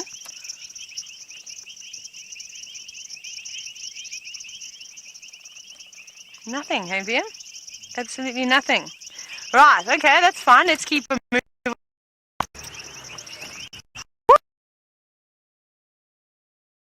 Right, we need our personal comedians. Maybe I could just scatter them all over me. Right, it seems as though I am now fighting gremlins over here, so I'm going to send you back across to James, who seems to have no gremlins this afternoon. No gremlins, but I do think that Taylor's idea to listen to the sounds of the night rather than singing ridiculous songs from cartoons, well, I think it's probably a better idea, really. So I'm sorry that you're back stuck with me and my absence of gremlins. I found nothing since I saw you last. One bronze-winged courser, but we've seen so many bronze-winged coursers. And no chameleons. I must just also say, of course, today is a very sad day for us because today is the day that Brian actually left. So he's back in Johannesburg and we wish him hugely speedy recovery from his sleepwalking disorder and whatever malady is causing it, and hope that he will come back relatively soon to us once he's refreshed himself and sorted the problem out. I'm going to miss him terribly, I must say. I will miss his sense of humour. I will miss his beatboxing even more. And I will miss his tremendous skill on the camera. So hopefully, and I'm sure all of you will too, and I'm sure you will join me in wishing him bon voyage, as it were. And we'll hopefully see him again sometime in the not too distant future.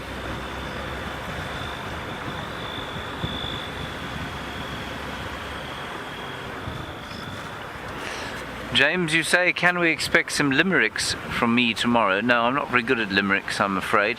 I'm assuming it's St. Patrick's Day, is it? Is it St. Patrick's Day tomorrow?